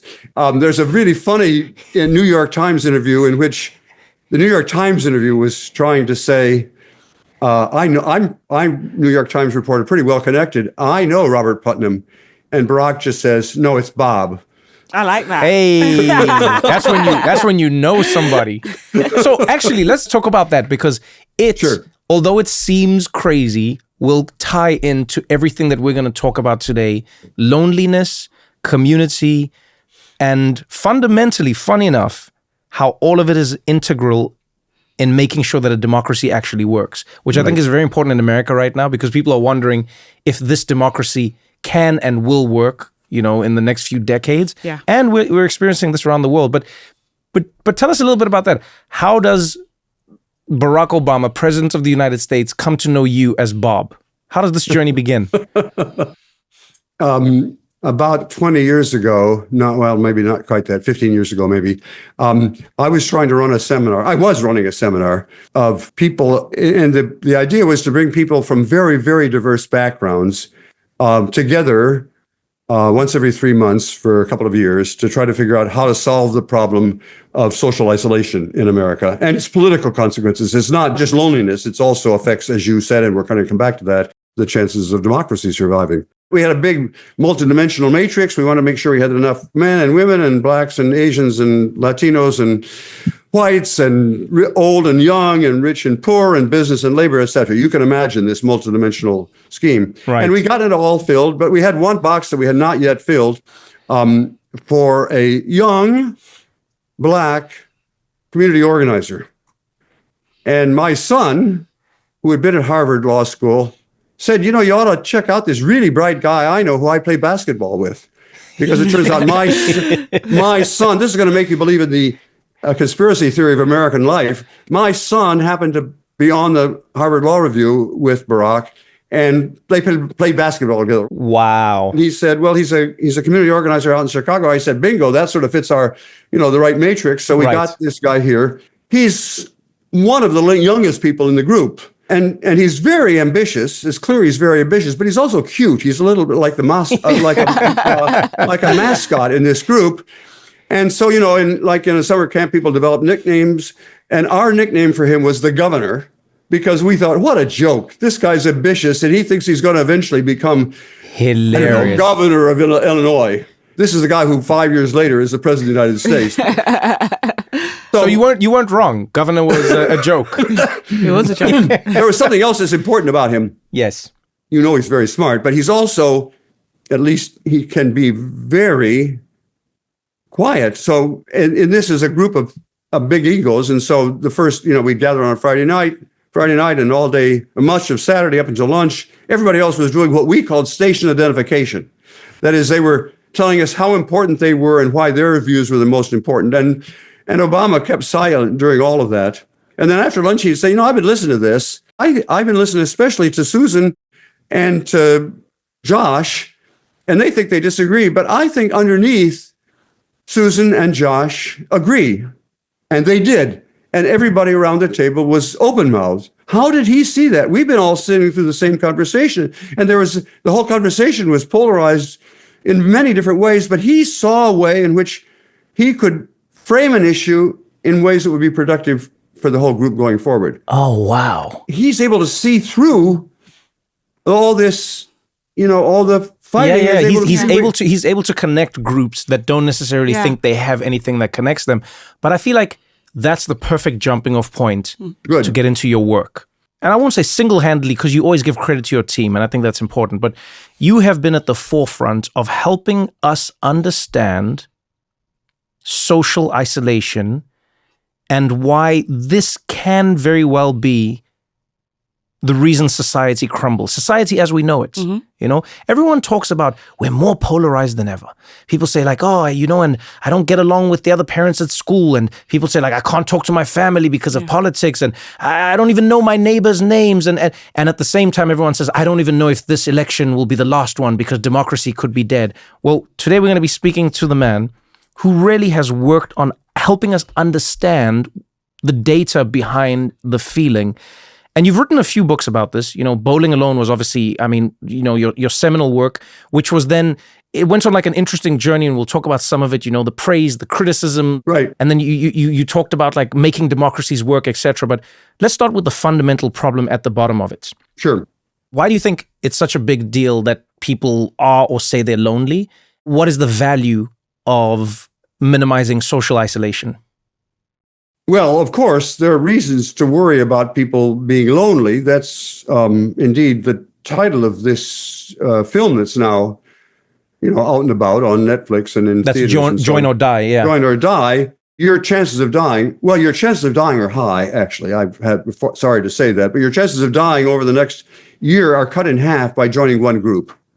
And that is their real serious health effects. And this is controlling for everything you like. It is really social isolation that causes premature death, but it also undermines the foundation for democracy. And that's another part of the title, Join or Die, refers to the fact that Benjamin Franklin, at the time of the founding of the American Republic, said, unless we join together, our democracy is going to die. That is, it refers both to the personal effects, which are big, and to the collective effects. And the collective effects, by the way, are not just democracy. Our economy grows more slowly. Our society becomes more unequal. The political polarization is a big consequence of the lack of social capital. And Bowling Alone, the book Bowling Alone, first published in about 2000, but most of it was written in the late 90s, said, we've been going downhill for a long time in terms of our connections. All sorts of connections. We've been going to fewer club meetings, but we've been going on fewer picnics, and we trust other people less, and we're less connected to our friends and to community organizations, but also to our family. All those ways in which we connect, all of them turned out to be going down when I wrote that book. And now, 25 years later, it turns out they've gone down even further. When you're talking about social connectedness, just to clarify this for people, what do you mean? Because there are people who will say, but Robert, I've got followers on Instagram, and I talk to people on my Facebook, and I see people at school. And what do you mean? Also, off that, I'm curious about the we, because my world is predominantly women and people of color. And our complaint is that we can't get rid of people. Like, like you've started off with like kind of this collective we, which I'd like to disrupt a bit, right? Because there is no real collective we, hence this kind of political differences that we have. And Black women in this country are probably one of the few groups where life expectancy is actually holding or going up, right? And one of the reasons they say that, and one of the reasons Black women vote the way they do and behave the way they do, is because they have this deep sense of community among each other. So I'd say, speaking for Black women statistically, these aren't Black women's problems. And that's often because we are the carers. We are the people that are looking after children, elderly family members. They're looking to us. So I don't know many isolated Black women in the way that you speak of. Also, I say just like ethnically, I'm Nigerian British, I'm Igbo. It wasn't just about my tribe, it was about my clan, which is the Aha people. And we had this group where people pay dues all the time. And when my great uncle died, part of the dues contributed to his funeral. So I think for ethnic minorities in this country, whether it's Latinos, it's African Americans, it's Asians, there are different cultural ties there, that the idea of when I pick up the newspaper and I hear a story of somebody dying alone and they don't find the body for months, I'm like, how does that happen? Because there's 20 people knocking your door. But you see, I'm not saying that from my personal experience, but you know. So I will say, funny enough, I hear you both saying the same thing, genuinely. So, if I listen to what you're saying, Robert, you're saying that our life expectancy is directly tied to how many groups we are a part of, right? And how close those are, And how close those are. And everything I'm hearing you say, funny enough, is, and I understand the delineation of like the we, but I mean, we use the we in many different ways, but I hear you saying the same thing. You're going, Black women's life expectancy is holding and going up in America because partly they are in these tight-knit groups. And so maybe that's sort of what I would like us to figure out is, what are some groups holding on to that other groups are letting go of? Because I agree with you. I think even if I look at my life, Robert, I grew up in South Africa. I know your life. I read your life story. So damn, I know your life. And Christiana grew up in London, right? But we have similarities, and the main thing for me was, till this day, even Black women almost never found themselves without a community. And they worked towards it. So my grandmother was part of a thing called a society, where all the grandmothers would come together and they would put their money into a collection, and one member would get money every single month. And then there was like a funeral society as well. And that was just a group of people who come together to talk about funerals. And then there was another church society, and that it's self-explanatory. And so maybe that's what I want to try to get to, because I actually hear you both saying the same thing. And correct me if I'm wrong. I think the we you're talking about is like all of us, every single human being in a society.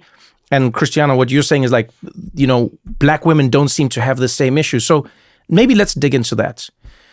You did a lot of this work in Italy, right? A lot of your seminal work came from Italy. Originally, yes. Yes. So, and a lot of the time, when I'm having conversations about what happens in America, I'll say to people, I know America is the be-all and end-all for many people, but I think a lot of America's issues and ideas can be solved or have been solved in other countries. You go to Italy and really you're on this journey of trying to understand why democracies work better or worse, or even to get more granular, you're trying to understand why some people trust government more, why some people trust institutions more, and why some governments and institutions are working better for the people that they're looking after. Right. And help me understand how Italy ties the story together for you. What do you learn in Italy? Well, I want to step back just a little bit. If you were a botanist and wanted to study plant growth, how a plant was influenced by its environment, you'd take genetically identical seeds, you'd plant them in different pots of soil, you'd water them differently, and then you'd measure and see how, which plants flourished and which faltered. And then you knew it'd be something that you did in the soil or something, or how much you watered them. That's what Italians did in Italy in 1970. They created a new set of regional governments all across Italy, from the up in the Alps to down in Sicily. They all had the same powers and money. They looked the same on paper, but the environments into which they were implanted were very, very different. Some were very advanced economically, some were very backward economically, some were Catholic, some were communist, etc. And so we, for 20, 25 years, followed those regional governments. We could see that some of them were very successful, not only in terms of were they able to build daycare centers when they planned to, but also in terms of what did the people think. And so we could see there were some successful governments and some failures. And then the question is, well, what was in the soil? And we had a lot of different ideas. We thought maybe it was just economic wealth made the difference, or we thought maybe it was education that made a difference. But we didn't guess what it turned out to be, which was choral societies, singing groups, and football clubs and so on, by which I mean in some places of Italy, people in the region connected with one another across various lines, singing together. So that's what we came to call social capital. We were talking about these bonds that brought people in a given region or community together across lines. And in northern Italy, especially north central Italy, around Bologna, for example, there was a lot of that kind of what I came to call social capital, that is, these connections among people. And they had very effective, still do, very, very effective regional governments. But some places, especially in the South, they didn't. They didn't have those kinds of groups, and they had terrible, corrupt, inefficient, never answered the phone even, regional governments. Now, now I'm coming back to what Christiana asked about. Did they just have no groups down there? No, they had very tiny little groups, families.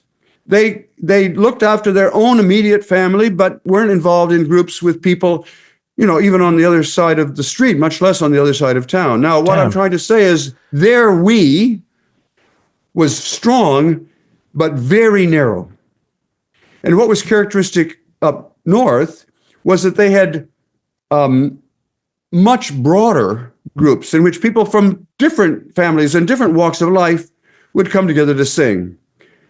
Now, Christiana, I may not have persuaded you in what I've said now, but I've tried to convey the way I hear your objections. No, but I actually come from that world. A huge extended family, a huge church family. My husband's an only child, but comes from a big extended family and loads of friends. So my conception of, as much as I had the depth of my clan and my ethnic group, when it was time to dedicate my kids, I flew back to London. So it happened in the home church where I was dedicated in. Sure. The man that christened me christened my children. Do you know what I mean? So this is, I guess what I'm trying to articulate is that for a lot of people, maybe from similar backgrounds as mine, that's our conceit already. That the fact that it's not foreign.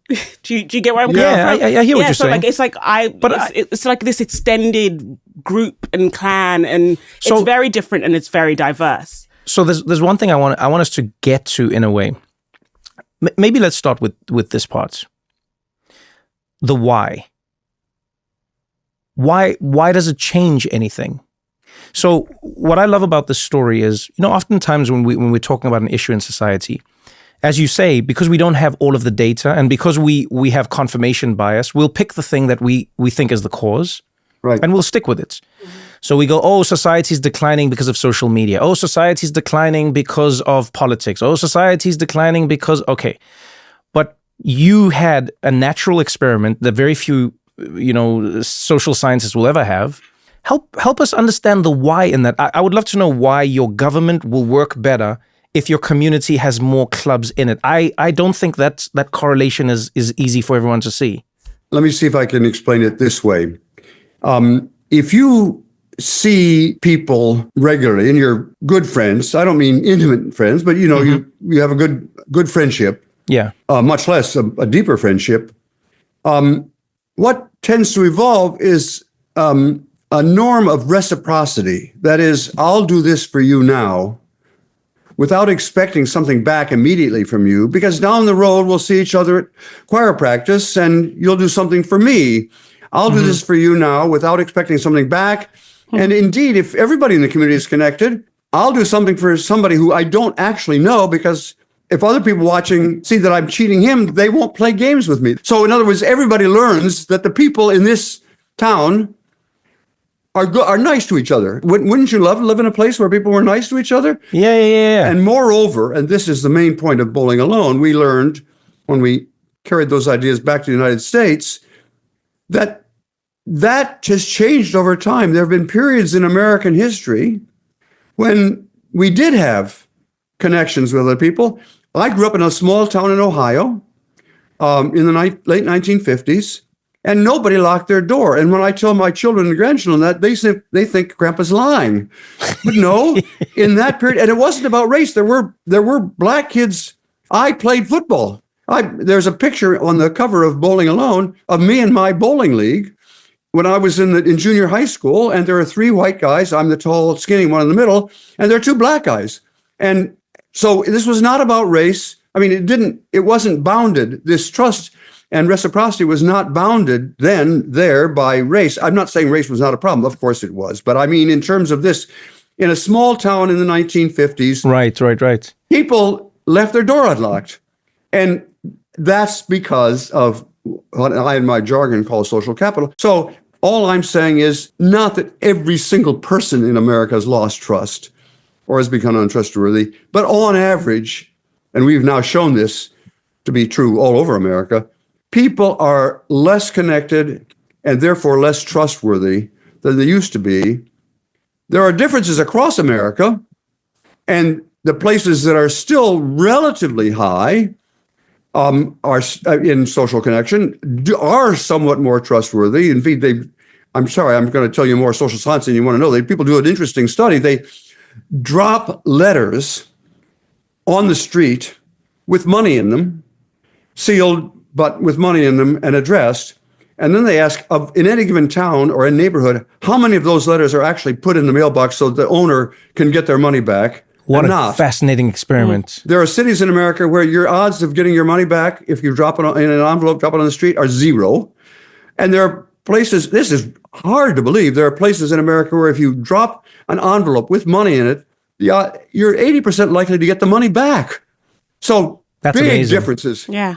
So Bob, maybe help us understand, the idea of bowling alone, because sure. I think, it is important to help people understand that, first of all, it is an example. Yes. Right. Mm-hmm. And I think what you liked about it is sort of why it connects with me is that it's a simple example to understand, right? Because everyone can go bowling, but it's the alone that really became the signifier that showed what was going wrong in America and in many other parts of the world where people are experiencing this. So help us understand. There's been virtually no decline in bowling itself, but it used to be that people bowled in teams, in leagues.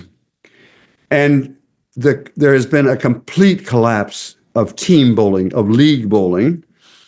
And when I told a friend of mine that, he said, "Oh, you mean we're bowling alone?" And I thought, that's a good title for a book, if ever I write a book about this. And it turned out to be a good title. But what is the difference? What is the experiential difference? Yes. Christiana, have you ever bowled? Yeah, a couple times, but I'm from England, so Yeah, that's more true. Of a football team culture. No. Okay, I just wanted. Actually, I know where every bowling alley in London is because whenever I've gone over there, I'm selling books. Every journalist thought their clever idea would be to interview me in a bowling alley, so I can take you to every bowling alley in central London. In bowling in a league, there are 5 people on a team, and 2 teams are playing against each other. And how well you do depends on how well the team does, not how well you individually do. And at any given time, 2 people are up at the lane throwing the ball down, but the other 8 people are sitting in a semicircle at the back of the alleys. And they're mostly talking, and they're talking about what was on TV last night, or but occasionally they're talking about, the local schools or whether a bond issue should be passed to cover the costs of the new sewer system or whatever. And now I'm going to suddenly change that description. Occasionally, they're having a conversation about public civic life. That's highfalutin for saying they just got into a discussion with people they know well. Remember, these are people they see every week, and they know how to interpret what the people say. They're not total strangers because they bowl in the league and with other members of the team, but they're also real human beings. And so the reason I decided to use that as a metaphor is that it does say, here are people who know each other. If you're in a team, they know each other, and they're not doing politics, but occasionally it helps with the politics. Does that make sense? I mean, occasionally they're able to have a conversation that's a kind of a responsible conversation. It's not just 2 guys yelling at each other or 2 gals yelling at each other. It's 2 people who are going to have to get along because the next week they're going to be back in the same bowling alley. And it seemed to me a useful way of describing how bowling in a league, in a team, is not just fun. I mean, it's important to emphasize this. I really wish I'd emphasize this more. Social capital can't just be eat your spinach. It's got to be fun too. I mean, and that's why I use the example of bowling leagues. It's not saying, oh, go to a good government meeting. Well, who wants to go to a good government meeting? It's got to be fun, and bowling is fun, but it's also a little bit like a good government meeting. I may be exaggerating here, but that's where the idea of bowling together came, and then the opposite of that was we are just less opportunity for encountering people that we know well to talk occasionally about public affairs. Right. If we only meet at a political rally, our conversations will only be political, and then we'll forget what connects us. Yeah. One other thing I wanted to throw in maybe here.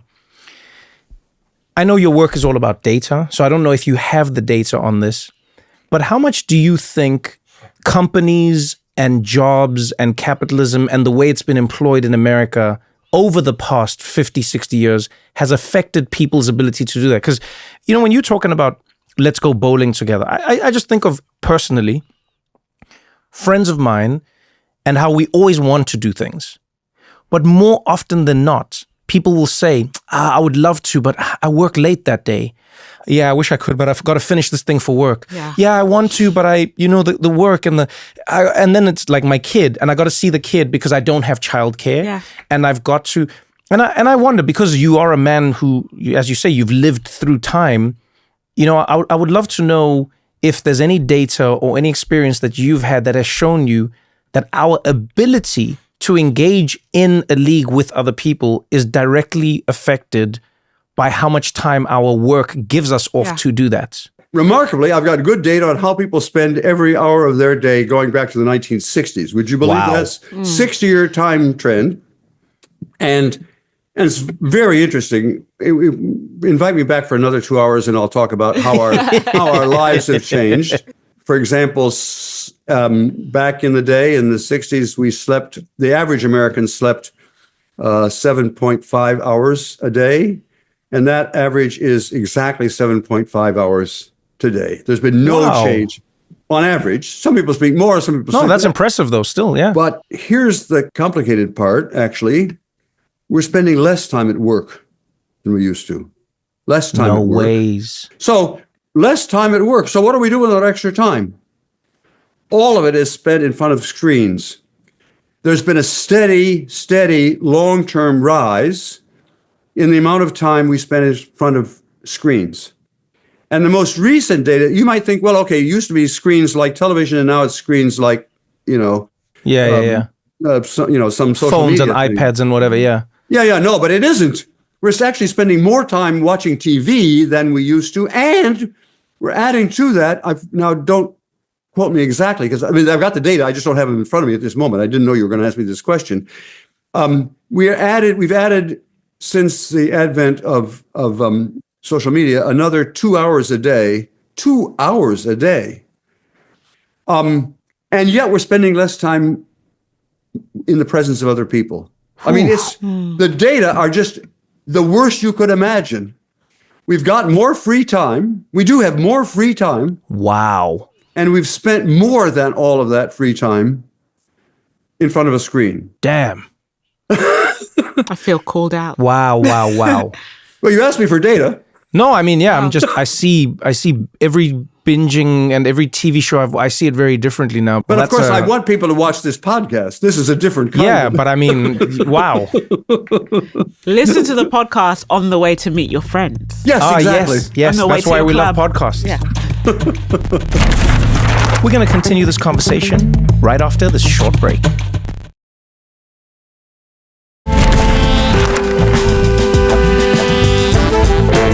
Robert, I'm really curious about what you think. Like, I'm a millennial and I have like younger cousins who are Gen Z, and we spend a lot of our time on the internet. Like, right. I met my spouse through Twitter, as crazy as that sounds. Like, so this is a world where people meet their spouses, whether it's Tinder or Instagram. And then Gen Z, they spend probably a disproportionate amount of their time online. And for some people, and I think in my generation and younger, that's where they found their connections. Would you think that's a problem, or do you think that can be an alternative third space that maybe can foster that sense of trust?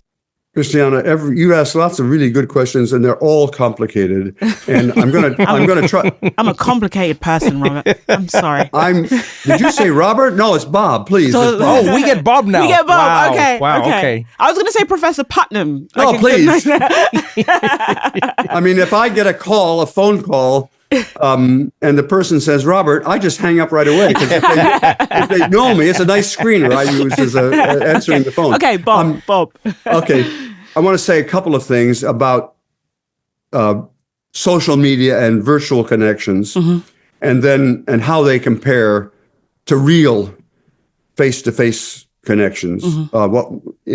What some people call IRL, in real life. When social media first came out, everybody thought it was, unbelievably great. World peace was going to break out. We would all and we would all be friends with each other because we were all connecting across. That always at that time seemed a little strange to me. But the academic work, although that's true, was always more skeptical than the people who were making money by getting us onto their websites. Yeah, of course.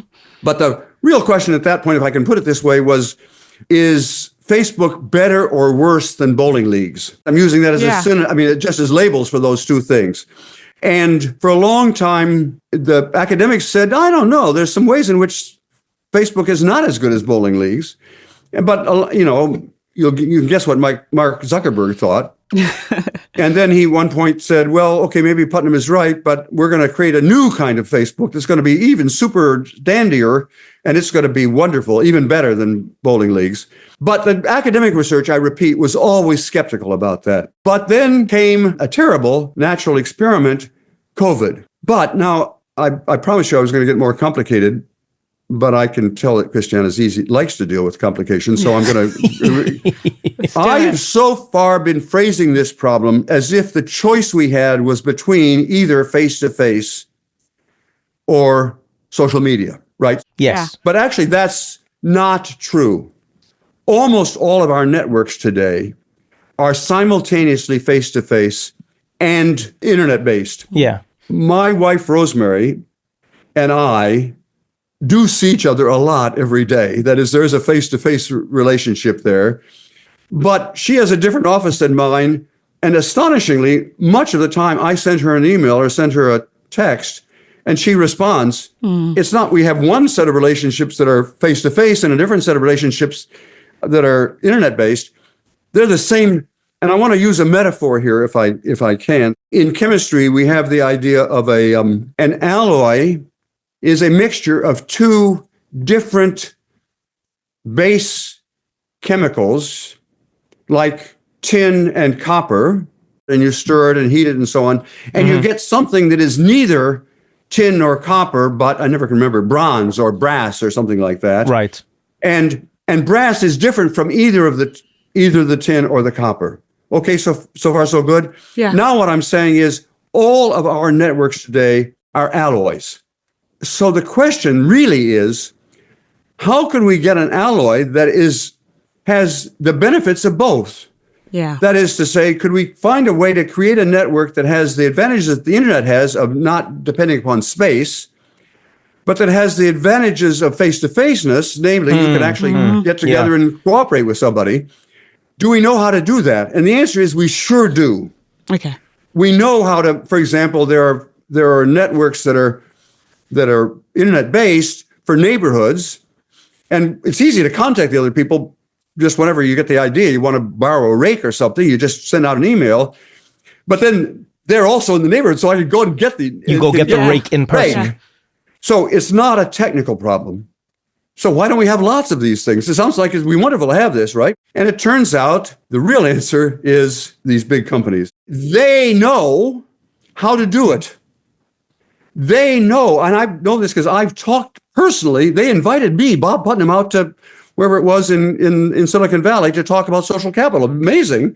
And we had a wonderful conversation. They clearly knew what I meant, and they knew the difference between face-to-face and connected, and they knew how to use, they conveyed the idea that they knew how to... Oh, they knew how to use their tools to get people to connect in person. Yes, but why don't they do that? Answer, when it's much better for their business line if people fight than if they cooperate. Yeah. You can't sell ads in person. That's another problem. No, It's true though. You can't monetize people's connections when they aren't digital, and so now you're limiting your revenue. You know, this seems like a similar problem that exists in many different industries and fields, right? In that, like, let's say food. There's nothing wrong with drinking a glass of Coke. There really isn't. There's nothing wrong with having a burger from McDonald's or whatever. There really isn't. However, those products are oftentimes made to make you crave them and want them way more than you naturally would. Yeah. Right. And you know this because you as a person, just think about you as a person. You do not say to yourself, I should do that again. You don't. You go like, I can't believe I did that again. I had too much of it. But then you want more of it. And then you want more of it. And then you want more of it. Right. And we're supposed to be having, quote unquote, a balanced diet. So it's like, have your vegetables, have the salad, have the stew, have the this, have the that, and then have your snacks and you'll be fine. But it feels like we're in like an arms race against companies who go, we're not going to give you a break. If you have a choice of 10 meals, we want you to pick the snacks 10 times, and we're going to design it in such a way that you're going to pick the snacks 10 times. But then on the outside, they'll say, no, we want you to eat healthy. And you're like, yes, but you made your product so that I can't. Do you get what I'm saying? Yeah. And I think the same thing goes for, like, what you're saying about social capital is, they'll say it, we want to connect people, but they don't. You know they don't want you to stop using the product? The simplest answer is infinite scroll. Yeah. Right? If social media companies wanted us to not endlessly use their product, because they'll even have a label that's like, hey, remember to take a break now and then. Yo, you can just make me take a break. Yeah. They could literally just go like TikTok, scroll, bam, you're done. This is your limit for the day. Yeah. And you know what? I almost think that people would actually like the product more because people would go, oh yeah, I finished my TikTok for today. I'm done. Yeah. You know what? Like, you're chronically online. Let's not talk about me. No, we must talk about you. I'm an addict. But Bob, it's so funny. You mentioned the neighborhood group and the rake. So recently I joined my neighborhood WhatsApp group. And it's very NIMBY. I thought it was very NIMBY-ish. But there was just like legit concerns about crime in the neighborhood and the LAPD getting out when they would come out. And, you know, sometimes people be like, there's someone walking in the neighborhood. This is their description. They're a bit suspicious. And there was one day it got a bit loaded because it was just like, there's a black guy. He's in a hoodie or something like that. Very fit the description. And it was somebody else in the group who's white said, hey, let's be careful we're not profile. Like, it was so refreshing because I live in a majority white neighborhood. And I'm like, I don't want to be the black person in the group being like, you shouldn't say that. And it's a white guy said, hey guys, we should be careful. And people figured it out amongst themselves. Yeah. Because it's also the same neighborhood group that when there is something suspicious happening, when there is a break-in and LAPD don't get there, there's the same people in the group that may say something offhand about a description that will show up to your house and make sure you're okay. And there's something about that group that's completely transformed. Like, I would be sensitive typically if I read about a description. But everyone has this trust among each other to say, even if we say the wrong thing, we don't mean it in the wrong way. We want to keep our neighborhood safe. And fundamentally, we all trust each other and look out for each other. And sometimes it's like, I need flour. Does anyone have flour? You know, and this is something I've never been exposed to, but it's happening through WhatsApp. But I'd say the critical thing is we have a great leader. I don't want to say her name because she probably doesn't want people to... But then do you meet in person to what Bob was saying? She messaged me and she said, she told me her history and she was like, I want to meet your husband and your kids. So we're trying to figure it out. And she's the person that goes around that's probably and she what organizes neighborhood walks. Oh, there you see. But it's completely changed how I perceive not just people in my neighborhood, but how I even see how others see profiling. It's the neighborhood. There's something to the neighborhood group is what I'm trying to say, Bob. Yeah, and there's wonderful data on that. If you were worried about crime in your neighborhood and you had one of two strategies, you could have a lot more cops on the beat, pay cops more and, arm them and so on. Or you could know one another's first name. The second is the more important crime fighting strategy. That is, it's more effective to have eyes on the street from your neighbors, just as you're saying. And what I'm talking about is big, huge studies that have done this experimentally. This is taken data. Different neighborhoods this is not like an opinion. This is data that's been done. Yeah, well, I'm sorry. That's what I do for a living. No, I mean, that's what I'm just clarifying for people. I love that. Yeah. Yeah. Well, at any rate, I don't want to interrupt this conversation, except that I hope we have a chance to go back to Bowling Alone and explain and say why it explains Trump. Let's fast forward to that point. We are now living in a country, and the world is living in the shadow of this country that is experiencing levels of polarization and levels of vitriol that most people say they've never experienced. Right? And one of the key tenets of this moment is that people do not trust the government. They don't believe in the government. They don't believe that anything can get done. They don't believe anything will get done. And a lot of people who are being elected into government, ironically, by the way, I always think that's ironic, is that those people are being elected into government because they say government shouldn't be a thing and we should just dismantle it all. And fundamentally, they're saying like, hey, everyone, you just take care of yourself. Why does the government do your education? You do your education. And why does the government do your healthcare? You do your healthcare. You do your own research. You do your own thing. So actually, help us understand, how do we go from a world where people spend less time, and it is crucial to remind everyone, bowling is one of the things. It doesn't matter what it is. It could be a book club. It could be a running group. It could be a bike club. It could anything. Yeah. How does America go from having fewer clubs to creating the movement that leads to Donald Trump?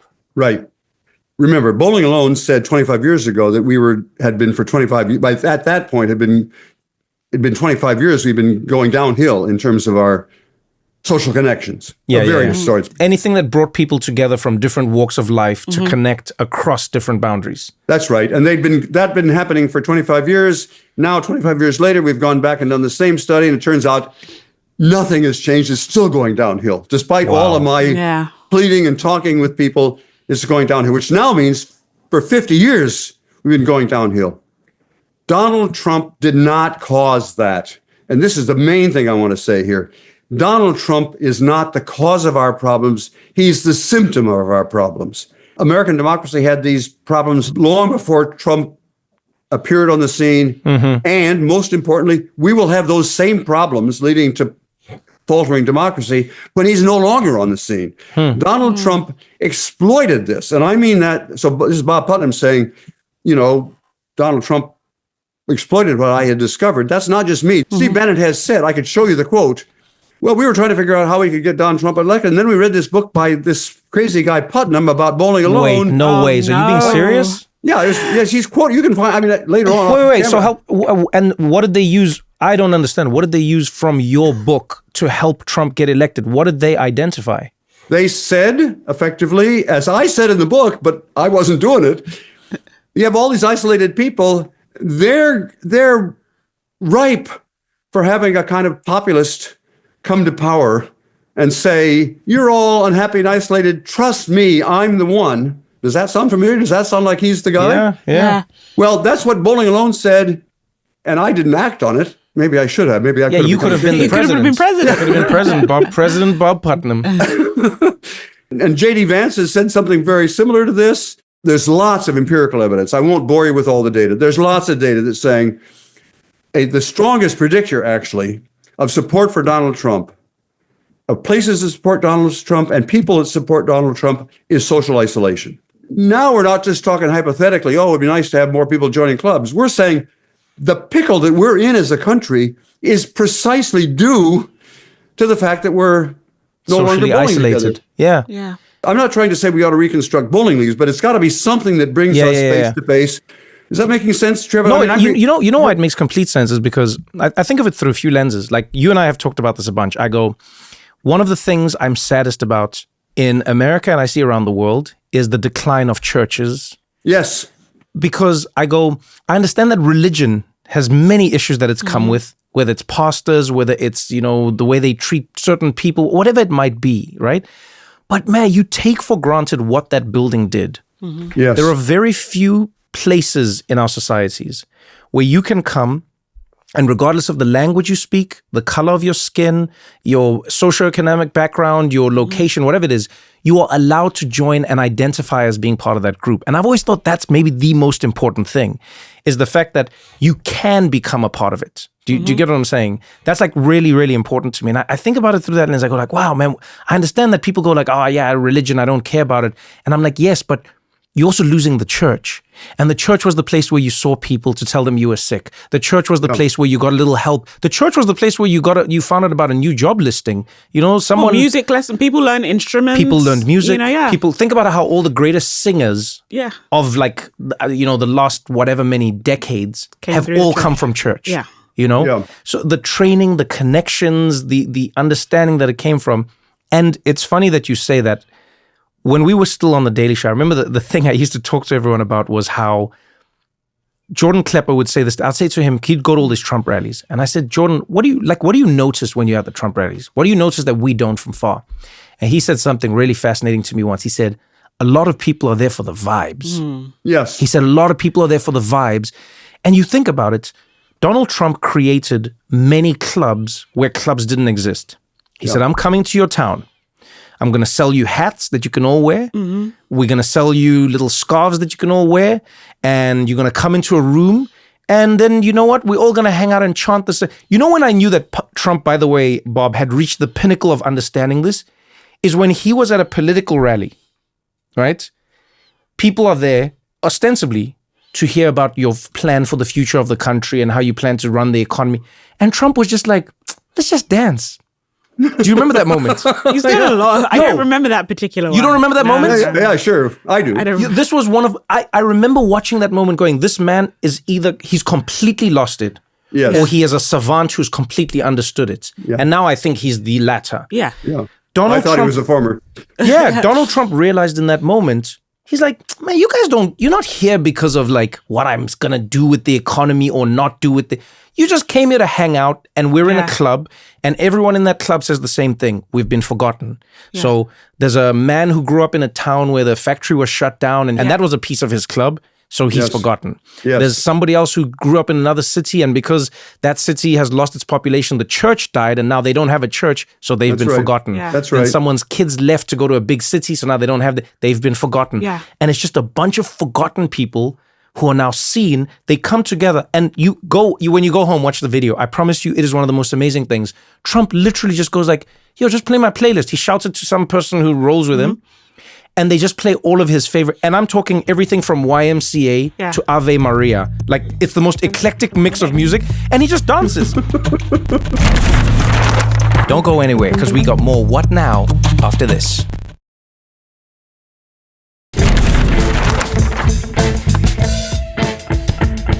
So, Trevor, my question is this. Like you've hit on something with this Trump thing.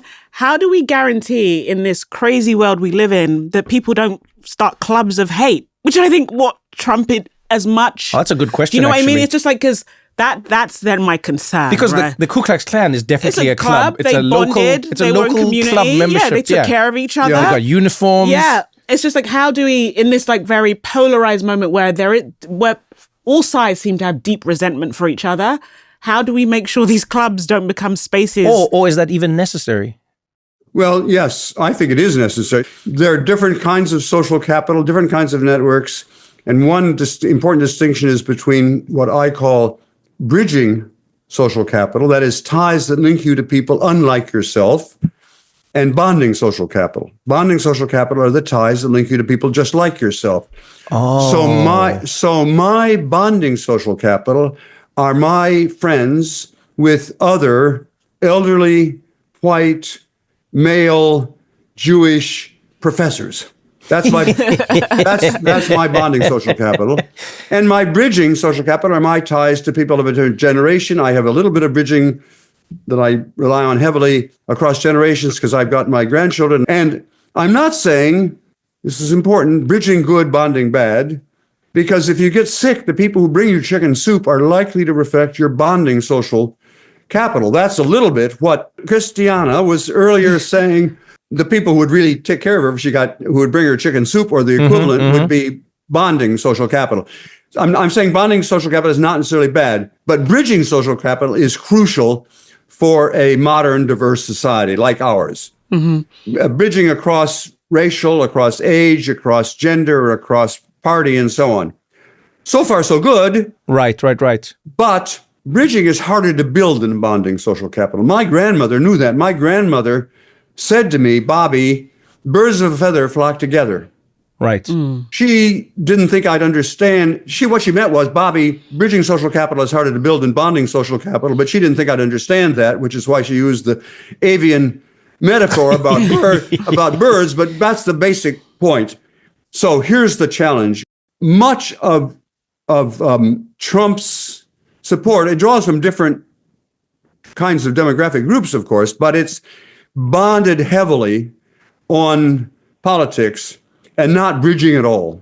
And so now I'm back at the question, why doesn't Putnam saying he wants lots of Ku Klux Klan? Yeah. And the answer is, I don't want lots of Ku Klux Klan because it's bonding and I want a lot of more bridging. Does that make sense to what I'm saying? That makes sense. And I want to know how to do it. Well, but I'm actually going to throw this, before we move on, Yeah. I'm going to throw something out here, maybe controversial. I would argue the reason the Democrats didn't do as well in this election is because they were bonding, they weren't bridging. Yes. Yeah. So if I look at Barack they were Obama's... bonding and they thought they were bridging. Yeah, but if I look at Barack Obama's campaign, right? Barack Obama was going, hey, I don't care if you're in Kentucky. Let's connect. Yeah. Do you have this issue? I have this issue. This is something I grew up with. You grew up. My grandmother looks like you. My mother looks like you. My father looked like that. I grew up in this world. He was bridging. Going to Iowa. Yeah. And he was like, yes, we can. Like it was bridging. Absolutely. We. It's got to be, yes. Right? Yeah. And so as much as it's easy for everyone to be like, Donald Trump and blah, blah, and we're all guilty of that. But I think of like the Democrats in this election, a lot of it was bonding stuff as well. It was very much like, white men are this and the rich have done that. And it became bonding that way as opposed to the coalition of saying, like Bernie even did well, by the way, when he was running. He did a lot of bridging, like, hey, let's all join. We're all struggling. Let's all come together as struggling people. We all deserve healthcare. You all, doesn't matter where you're from, bridge. And I think in this election in particular, there was a lot of bonding from both parties. And as crazy as this may sound to a lot of people, I think Donald Trump engaged in a little more bridging than people will give him credit for, which I think is why he connected more than people thought he would in some spaces. I want to know what Bob thinks of that. So this is, sorry, you didn't invite me on here to cite all my books, but I'm going to cite yet another book. No, that's exactly why we invited you on here. You're an expert. Okay, I want to talk about the growing gap between rich folks and poor folks in America. And the book was called Our Kids. The book was focused on a whole series of charts and graphs that showed the gap between rich kids and poor kids growing. And I'll say more about what I meant by that. But in particular, by rich, I didn't mean literally having lots of money. The book is based on the upper third of American society, which is basically college-educated folks. Okay. And the lower two-thirds of America, which is basically people who didn't graduate from 4 years of college. And what that book showed is a growing gap also among their parents. Those two groups are increasingly, they don't marry one another. It used to be that there were people would marry across these class lines, but they don't now. They used to be that they would live in the same neighborhood, but we're increasingly living in not racially segregated, but class segregated homes. And what I'm trying to say is that class lens was, when I wrote the book, at least as important as the racial lens. And it's becoming, relatively speaking, the class lens is becoming more important relative to the racial lens. The plight facing working class whites is the same as the plight facing working class blacks. That's what Bernie Sanders noticed. He was talking about everybody. He was down not at the bottom, meaning the poorest of the poor, but the lower 2/3 of the country. Right. And I think that the Democratic Party, this may be controversial, I think the Democratic Party has got to start focusing more on those class differences and less exclusively on the racial or other identity issues. Now, it sounds like I'm saying let's forget about black folks, and I'm not saying that. I'm saying let's really focus on working class black folks, because they're the ones who are falling further and further behind. Yeah, to follow up on that, they because a lot has been said about black male increasing vote for Republican. They actually split the vote, and they look at the black male vote specifically, and the black men most likely to vote for Trump were non-college educated and unchurched. Exactly. Whereas unchurched as well. That was the key. They were secular up to a high school diploma. Yeah. Young black men. That's the group most likely to vote for Trump. The black men that voted Democrat are college educated, tend to attend church, professionals. Yeah. And that's where, and they vote at similar levels for Democrats as black women do in general. So that group that's actually splitting off from the Democratic Party is like the most oppressed class among black people. I almost want to know what you think the future will be, because I remember speaking, I forget who this person was. It was such a wonderful conversation we had in one of my first times going to London. And I was talking to them about living in America, and I was talking to them about coming from South Africa and everything. And this woman said to me, she said, "Oh, darling," she said, "I can't wait for South Africa and America to get over race, because then they'll realize that everything's all about class, baby. It's all about class." And it really was an interesting idea, which has stuck with me, because I go like, yeah, the most classy society ever. No, but what I liked about it was this. Is she forced me to hone in on something that I think people do take for granted. Yeah. Oftentimes when we talk about issues that are like pertaining to black people, you'd be like, oh, black people have... That has just become an easy identifier for a class issue, right? And that's why people like Dr. Martin Luther King, like MLK was like, yo, I'm fighting for class. A lot of his stuff was class related. Very socialist. Yeah, he was fighting for class, and black people are disproportionately affected by it. But that's why, like, even the Black Panther Party, they found a coalition between white people who were proudly racist and black people who were militantly fighting against racism. But they were like, yo... union jobs. Yeah, the guy was like, hey, man, we should all come together because we're all being affected by this. And in all of these cases, by the way, they formed clubs. The Black Panthers formed a mini club that wasn't the Black Panthers, that involved all of these poor people. Yeah. Dr. Martin Luther King, he formed multiple clubs and chapters and all of these organizations. And it's interesting to see what you're saying is like these clubs came together around the issue of class. And so now let me ask you this then. So do you think, say the people who are in the bottom 2/3, yes, are they more likely to be negatively affected by not having a social club? Yes. And they're certainly much more likely to be socially isolated. I mean, they've got at least 2 strikes against them. Well, maybe 3. A, they're more socially isolated. Okay. And B, they're poorer financially. And C, they have got less education. So those folks are in a pickle. And what that means is it's important to just understand the math. This is simple arithmetic. We could have a clean system here in which we had all the college educated people, vote for the Democrats, and all the non-college educated people vote for the Republicans. What's wrong with that? Well, there are a lot more of them than of us. We, the Democrats, if we're going to retain power democratically, we've got to begin appealing, not ignoring race. I'm not saying that, but appealing more to the class-based interests. I want to try to end with 3 to-dos. Oh yeah, that's great because that's what Christiana was asking for. What were you going to ask? Because then you can say it and then I was asking for my homework, the to-dos. Okay, great. So the what now? What now, Bob Putnam? I'm going to try to keep it simple, not because you guys couldn't understand something more complicated, but because I think we've got to understand in very simple terms. 1, go young. It's much more important that we focus on young people, regardless of where they are right now, because they are the future. And I'm now talking as an historian, looking back, not just over the last, 5, 10, 20, 50 years. I'm looking over the last 125 years. In my last book, which was called The Upswing, I looked over the whole of American history over the last 125 years. And big changes are not the creation of old guys like me. Old guys like me, sometimes we've been around so long that we understand that it doesn't have to be the way it is today. But we're not the people who have the ideas that will work to build social capital and save America in the, 2050s or something. I'm going to be long gone. So first thing is go young and inspire the young people to come up with the new bowling leagues. It's not going to be bowling leagues. It's going to be something else, but almost surely will involve something of high tech, but it will involve real personal relations with other people. Before you move on, a perfect example of that for me was Pokemon Go. So I'm assuming neither of you played it, but I was a huge Pokemon Go fan. Huge. I think this was the best execution of a video game in the modern age because it was a video game that everyone played. It was on your phones, right? And the goal was to catch Pokemon. You don't need to know what any of this is. Just think of a game where you're trying to catch little creatures. Okay. But what they did that was amazing was you had to catch the creatures in the real world.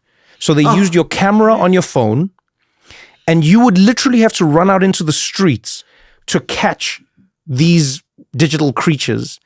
And so at first it was just like, oh, this is silly and this is fun.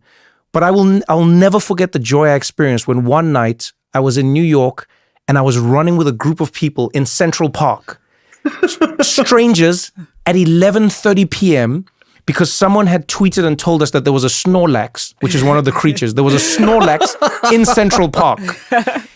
And Bob and Christiana, when I tell you, there were, if I was just to estimate, there were like maybe 500 people from like little kids who had dragged their parents out of the house all the way through to like adults who were playing the game running. And I remember at one point, one of the kids turned, looked at me, because we're all running, because there's a time limit. You don't know how long the creature will be there for. So we're all running through Central Park together.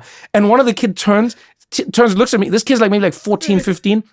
And he looks at me and he's like, Trevor Noah.